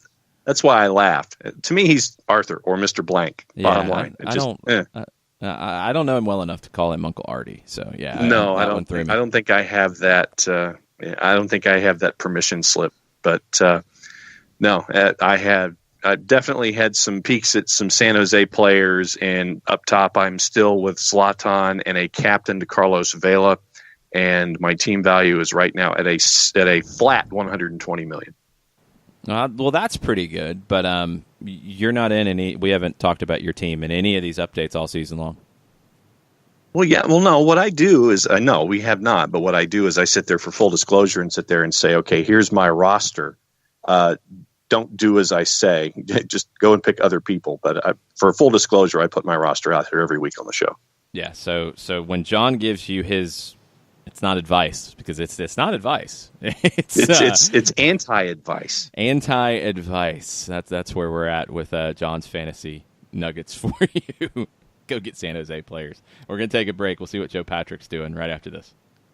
As a business owner, you know that every year brings new challenges and opportunities. The success of your business demands expertise and focus. And Country Financial can help you keep that focus by helping ensure you have the right insurance protection in place to meet your goals. Jason Wright can help you create a customized insurance plan that has coverages designed just for your business. Give Jason a call at 678-568-6871 or reach him on Facebook at Jason Wright Agency. Coverages vary by state. Policies issued by Country Mutual Insurance Company, Bloomington, Illinois.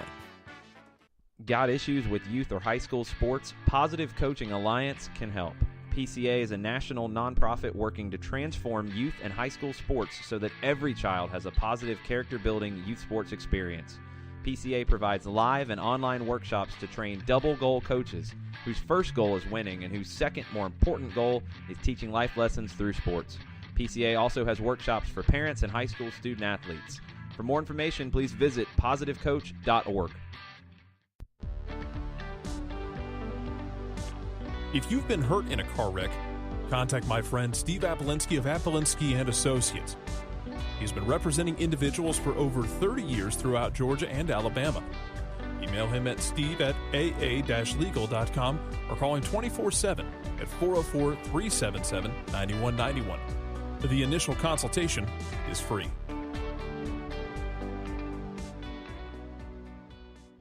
I adopted Bento in 2010 from a shelter.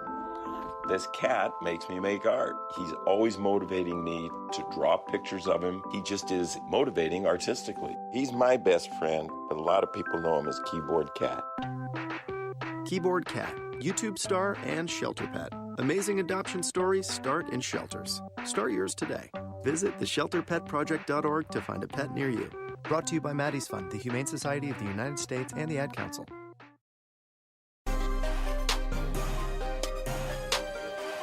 Welcome back. Soccer Down here. Wall Pass Wednesday. We'll finish up with all of your final questions on a Wall Pass Wednesday after this. But first, we got to catch up with Joe Patrick from Dirty South Soccer and your Braves correspondent on 92.9 The Game. What's up, Joe? Yes. Damn right. How are the Braves doing? Give me a 30-second state of the Braves.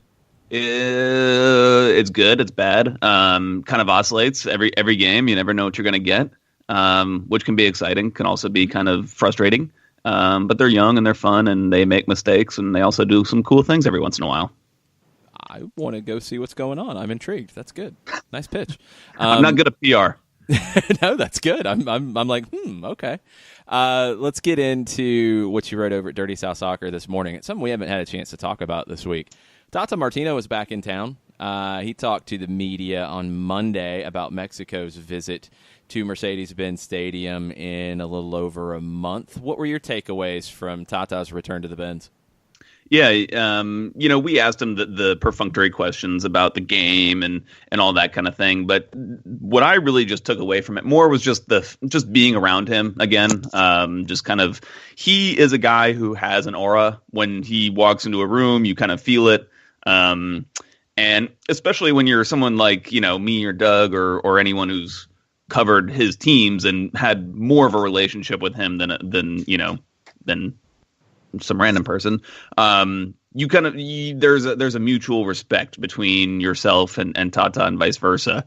And I think that it shows the character that he has, that he is able to build that kind of respect. And it's something that he always talked about with the fans, about having kind of respect, the fans having respect for him and vice versa as well there. So it was just great to see him again.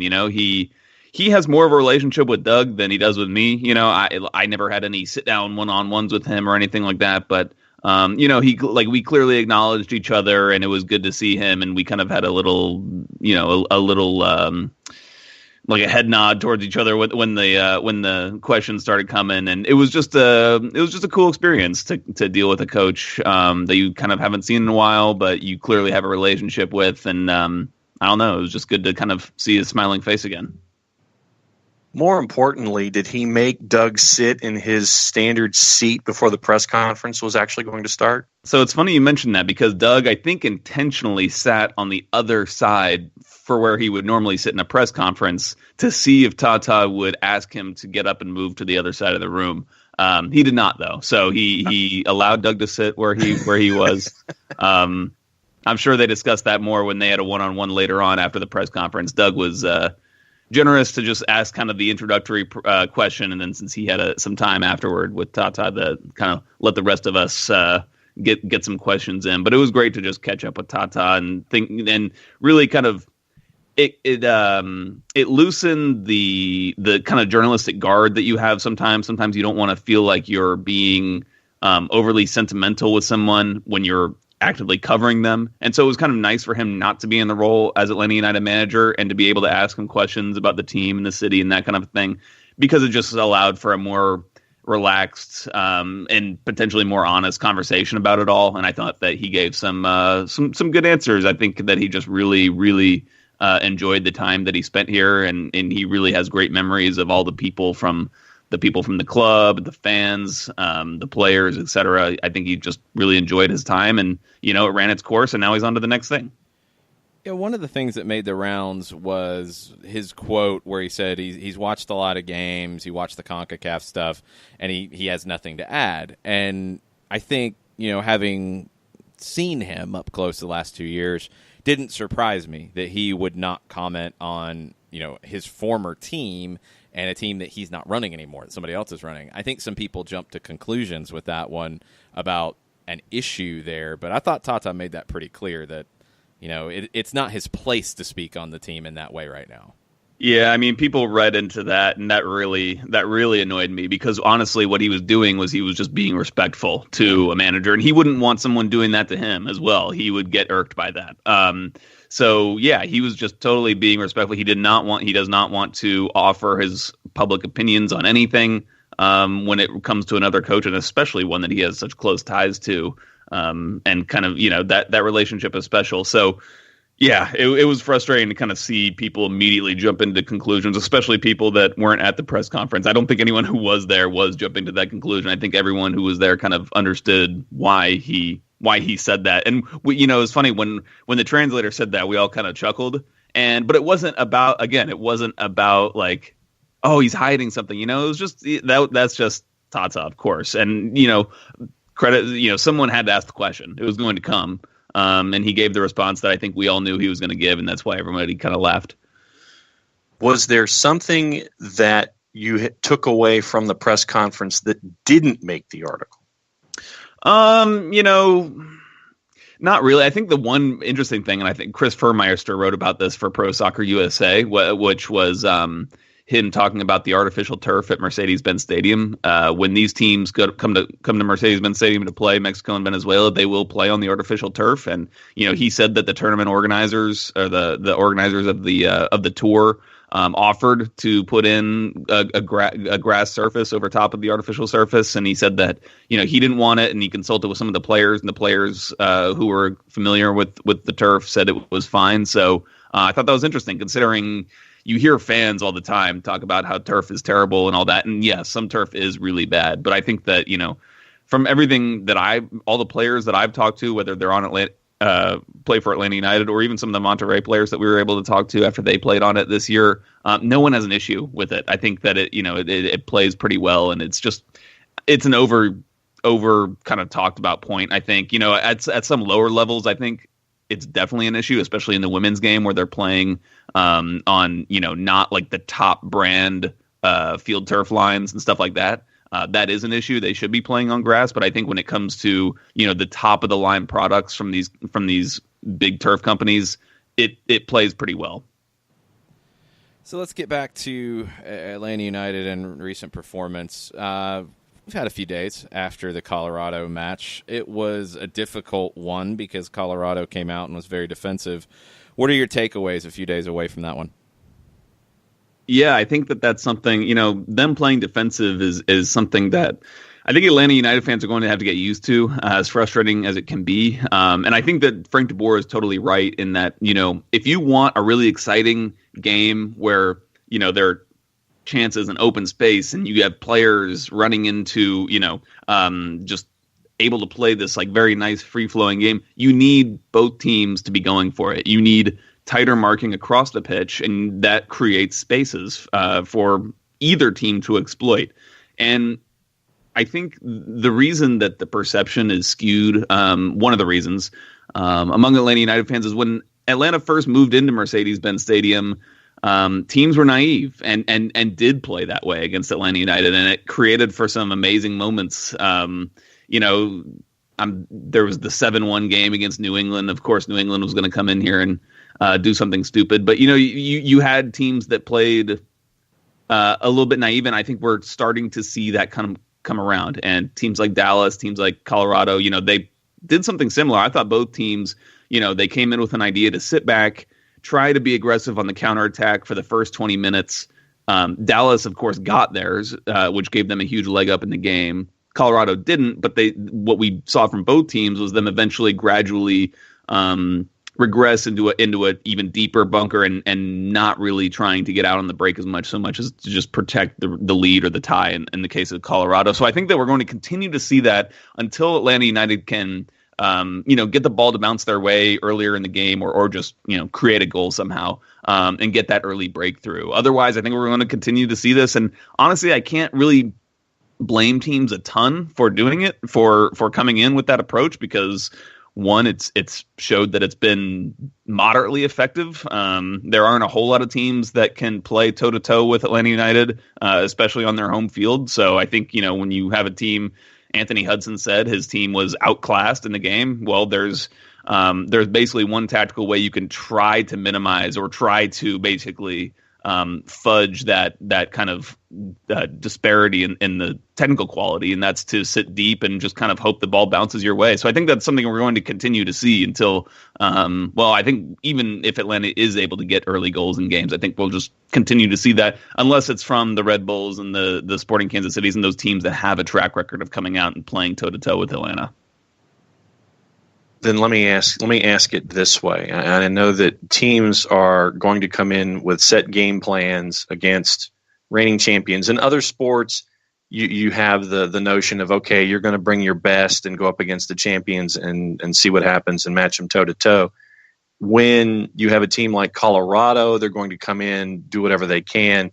Quoting Frank DeBoer, park two buses. I think the only thing they didn't do was set them on fire and slash the tires in front of the goal. But how not good is Colorado from what you saw over the weekend? Yeah, they're. I like to quote Caddyshack, where Chevy Chase says they're not good. I think a guy, their game is set up to play in a way that I think Atlanta United is very well capable of defending. When they basically try to break through Kai Kamara up top, and I think when you have a player like Miles Robinson, who's a very physical defender who can go up and win a large amount of those aerial duels, I think that's kind of the perfect defender to have against a team like Colorado. So, yeah, I don't think they really stood much of a chance of winning the game. I think, pulling out a 0-0 was probably their best opportunity. And they tried their hardest and they nearly got it. And I think that, again, that's why you'll continue to see teams come into Mercedes-Benz Stadium and do this. But, I just think I think Anthony Hudson was kind of right in that it was just a matter of time before that dam broke. Yeah, it's what the match kind of felt like, especially in the second half when it opened up even more.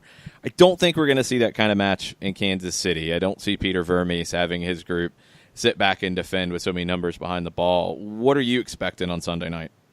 Yeah, I totally agree. And I think that with teams, Vermes is very much, he wants his teams to play in like an ideological vision of what he has in store for the team. And so I think that, and even a team that doesn't have as much quality but will do the same thing, maybe a team like San Jose Earthquakes, who are trying to establish a way of playing consistently with this man marking system that Matias Almeida has set up there. And I think that certain teams under certain coaches will be determined to play in a consistent style from game to game. And I think that against those teams, and like you mentioned, Sporting Kansas City, I think we will see a much more, open game, but you'll see a much more combative game in midfield. You'll see both teams going at it, and both teams will probably have some great opportunities to score some goals. It's just unfortunate to me that I think that Atlanta United is going to run into more of these games in road games, because teams at home will have more of a pressure from their home fans and just a desire to win at home,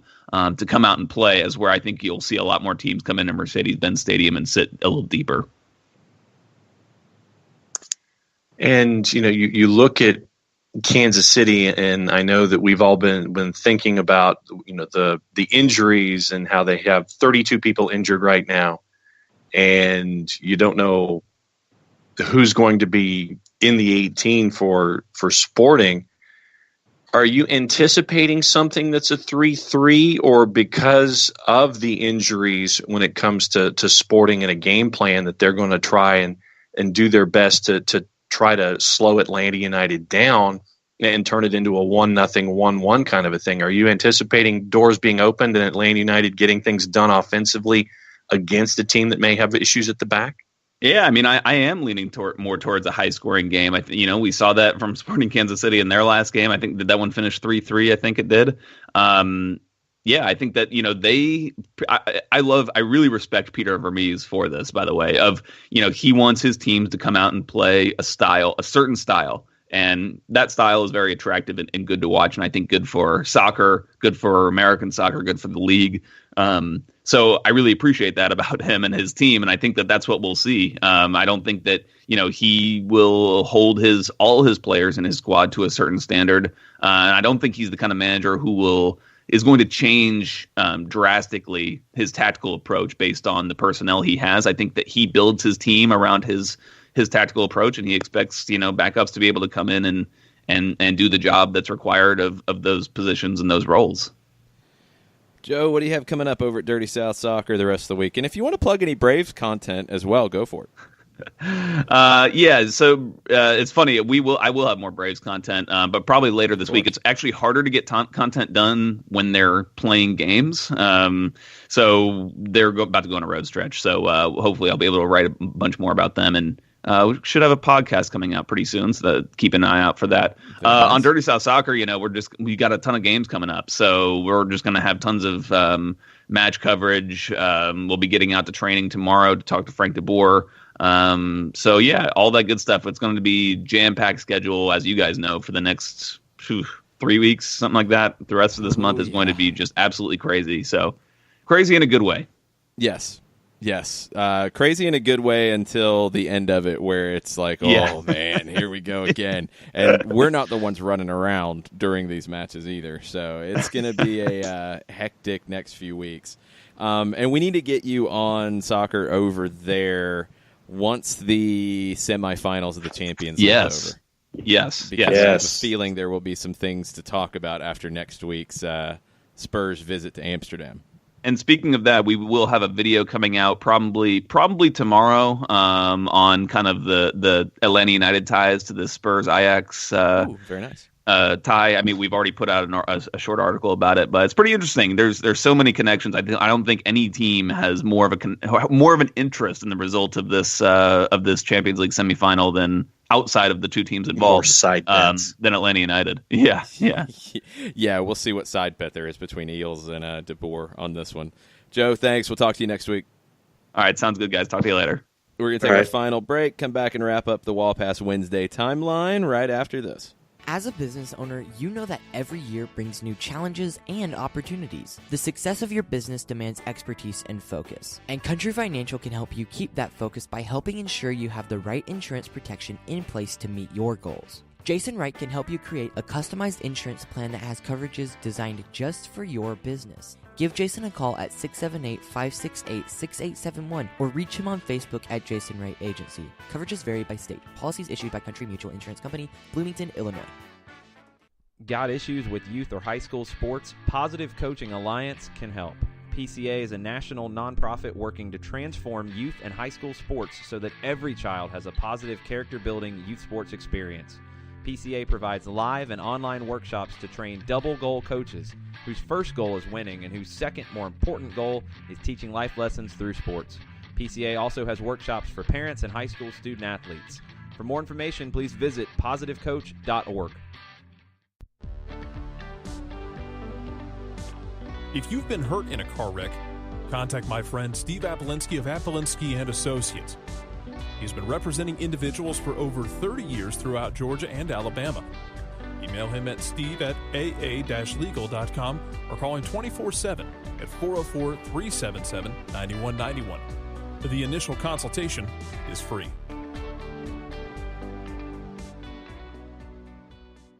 I adopted Bento in 2010 from a shelter. This cat makes me make art. He's always motivating me to draw pictures of him. He just is motivating artistically. He's my best friend, but a lot of people know him as Keyboard Cat. Keyboard Cat, YouTube star and shelter pet. Amazing adoption stories start in shelters. Start yours today. Visit theshelterpetproject.org to find a pet near you. Brought to you by Maddie's Fund, the Humane Society of the United States, and the Ad Council.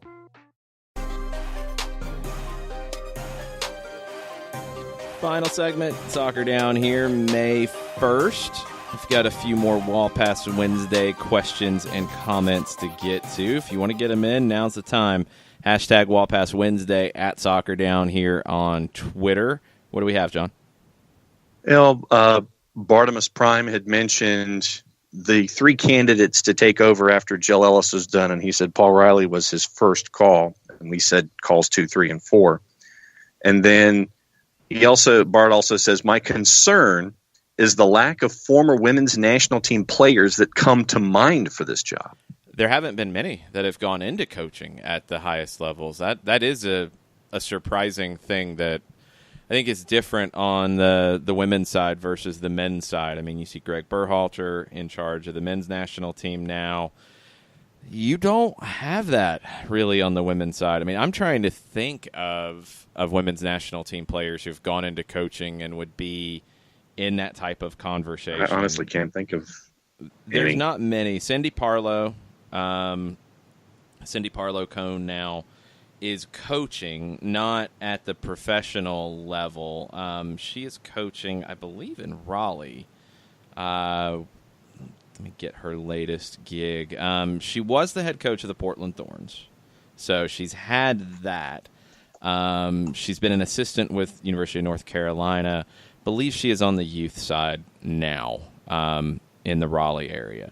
So outside of that, April Heinrichs, who had been the manager in the past, she played for the team in the early days of the women's national team. She's the technical director now. I don't know. And you also have the general manager role that has to be filled, too, before you start thinking about this. And that needs to be filled really right after the World Cup. So the Federation needs to figure this out. But Bart's right, and I don't know if it's a lack of interest in former women's national team players and going into the coaching side, but I feel like there is, definitely something to give there if people are interested. And if they are interested, I think the Federation really needs to foster that and work with them to get their coaching certifications, move up the ranks, get that experience, and be in the mix here. You have your youth national teams, and you're not seeing former women involved in the youth national teams like you see on the men's side. That needs to change. Tafka has an observation. I guess this is the best way to phrase it. Okay. Anyone else feel like Julian Gressel looks a lot like Justin Timberlake? I never thought of that. No, I never but he has thought of that. two photos side by side, and you can sit there and go, "Yeah, okay." No, it's pretty that. good. The picture that he posted, I mean, yeah, it's legit. I would have never guessed that. And I could see Julian Gressel do a bye dance goal celebration. I could absolutely see that. He did the FIFA dance celebration in 2017. He could do the bye dance. He'd have to probably get a few backing dancers with him to make it work, but he could pull that off. The guys would do that. The guys would absolutely back him up on that. Some of them would. I don't see Jeff Lorenowitz joining that one. That would be the best mean mug ever. No, it ain't happening. You can't mean mug a bye dance celebration. Do you even know what that is? Do you know the song, right? Yeah, I know the song. Do you know the video? Vaguely.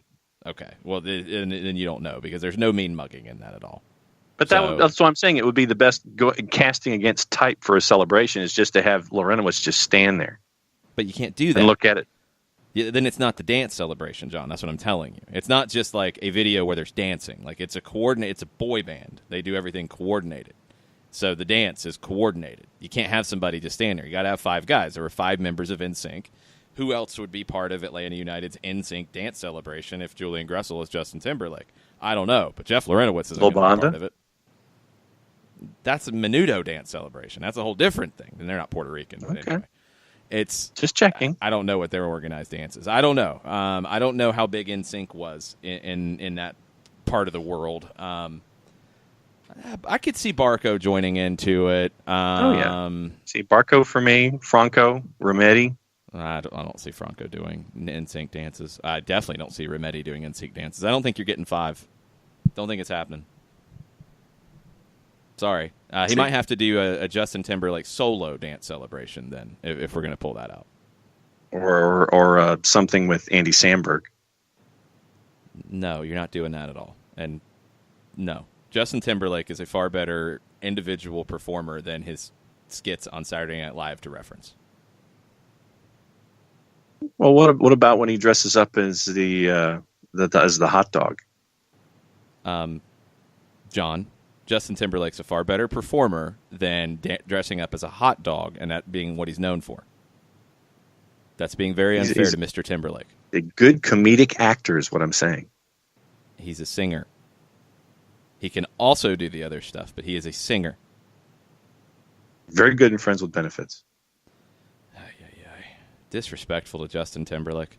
Not at all. Yes. I thought Friends with Benefits with Mila Kunis was a tremendous movie. No, you are being disrespectful to his music career, which is where he started. And what I don't listen to his music. He's probably due for an album.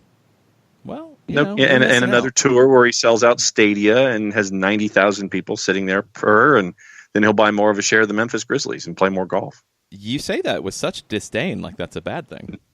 No, I'm not saying it with disdain at all. I'm saying that it's cause and effect. No, you're saying it with disdain that he would have sold out stadiums.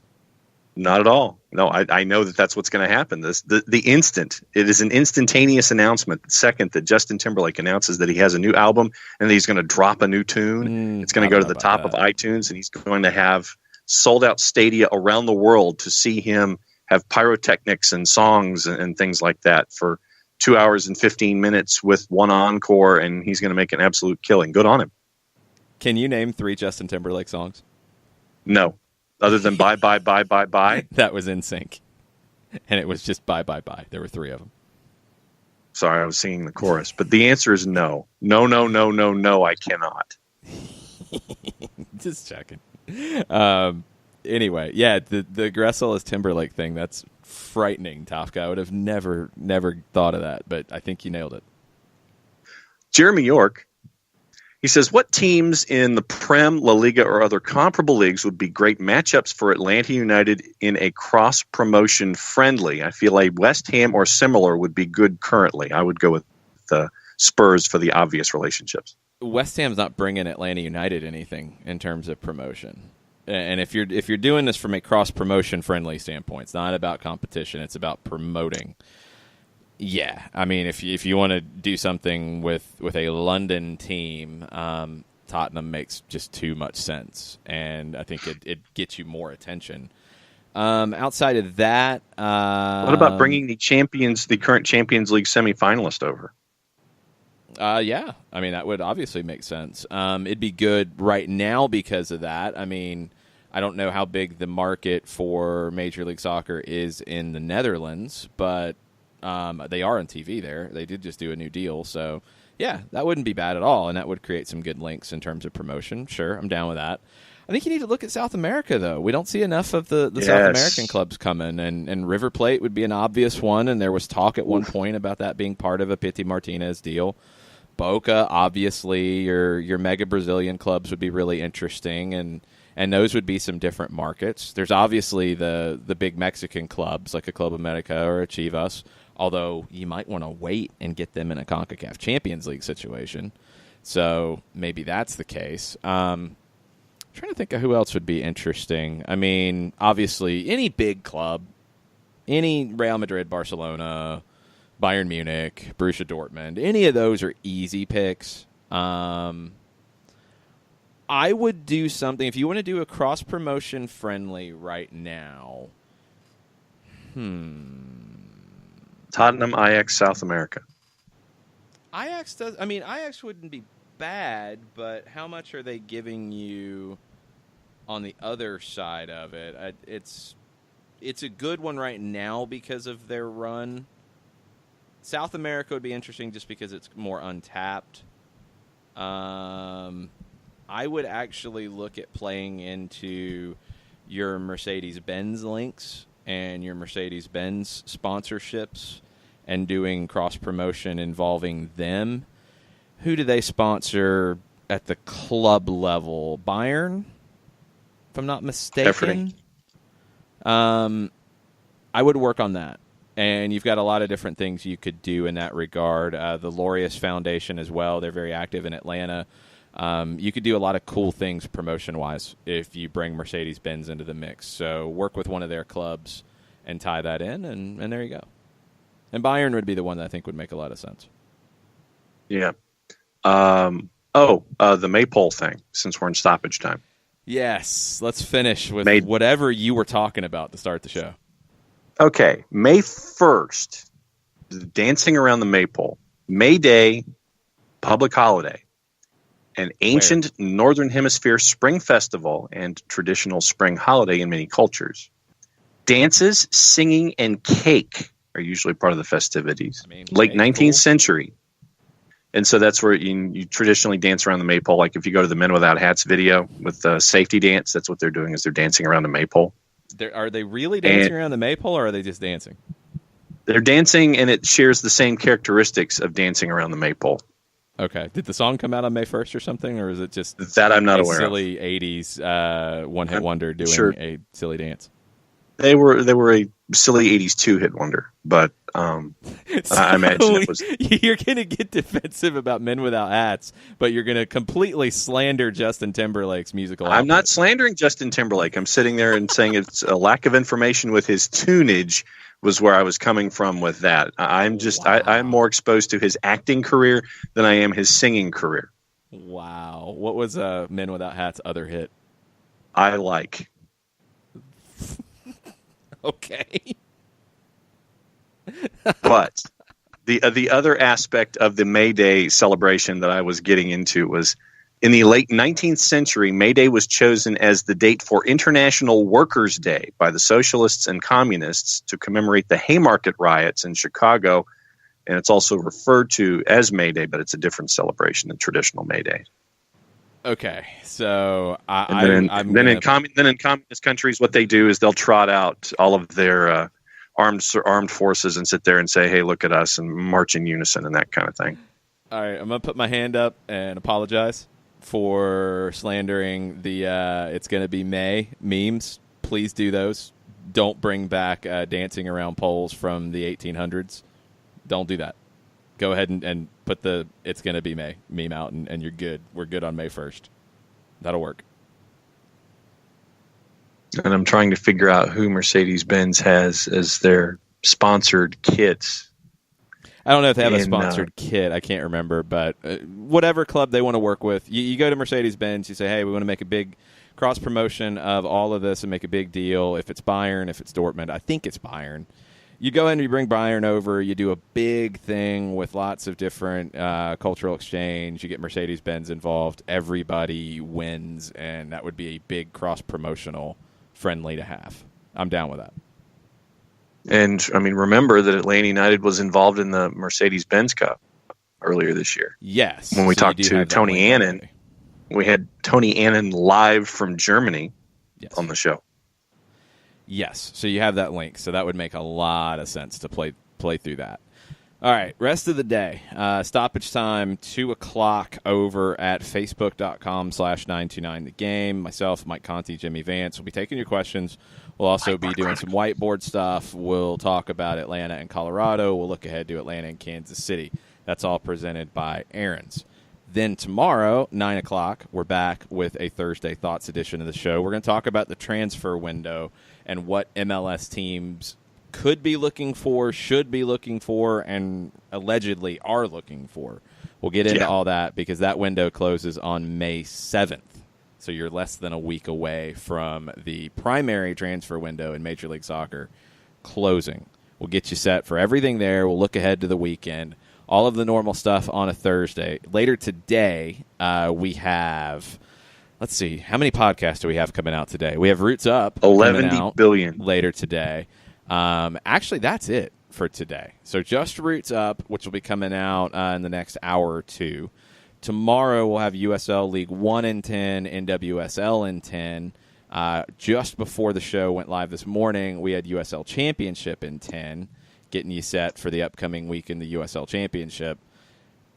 Charleston Battery later weekly this week by the end of the week. Yeah. What else? Greenville Triumph weekly by the end of the week, because that has now started as a part of the library. So it is officially it's a good thing. to catch. Yeah, we'll be catching up with Chris Ashley from That Soccer Show, and Kevin Politz is the player of the week. And Poppy Miller will be doing her P block on Charleston Battery Weekly, and we're angling for Dante Marini in the player spotlight this week. Yeah, very cool to see Marini get the goal to beat Memphis late. I mean, he missed over a year with an ACL injury and is back, signed with the Charleston, re-signed with them last August, and this is his first full season back. Really good attacking player. I like his 1v1 abilities. Marini is a fun player to watch, so hope we get a chance to hear from him on Charleston Battery Weekly. But you'll hear from us tomorrow morning, 9 o'clock, with the next Soccer Down Here. Mucha plata, y'all. Mucha plata.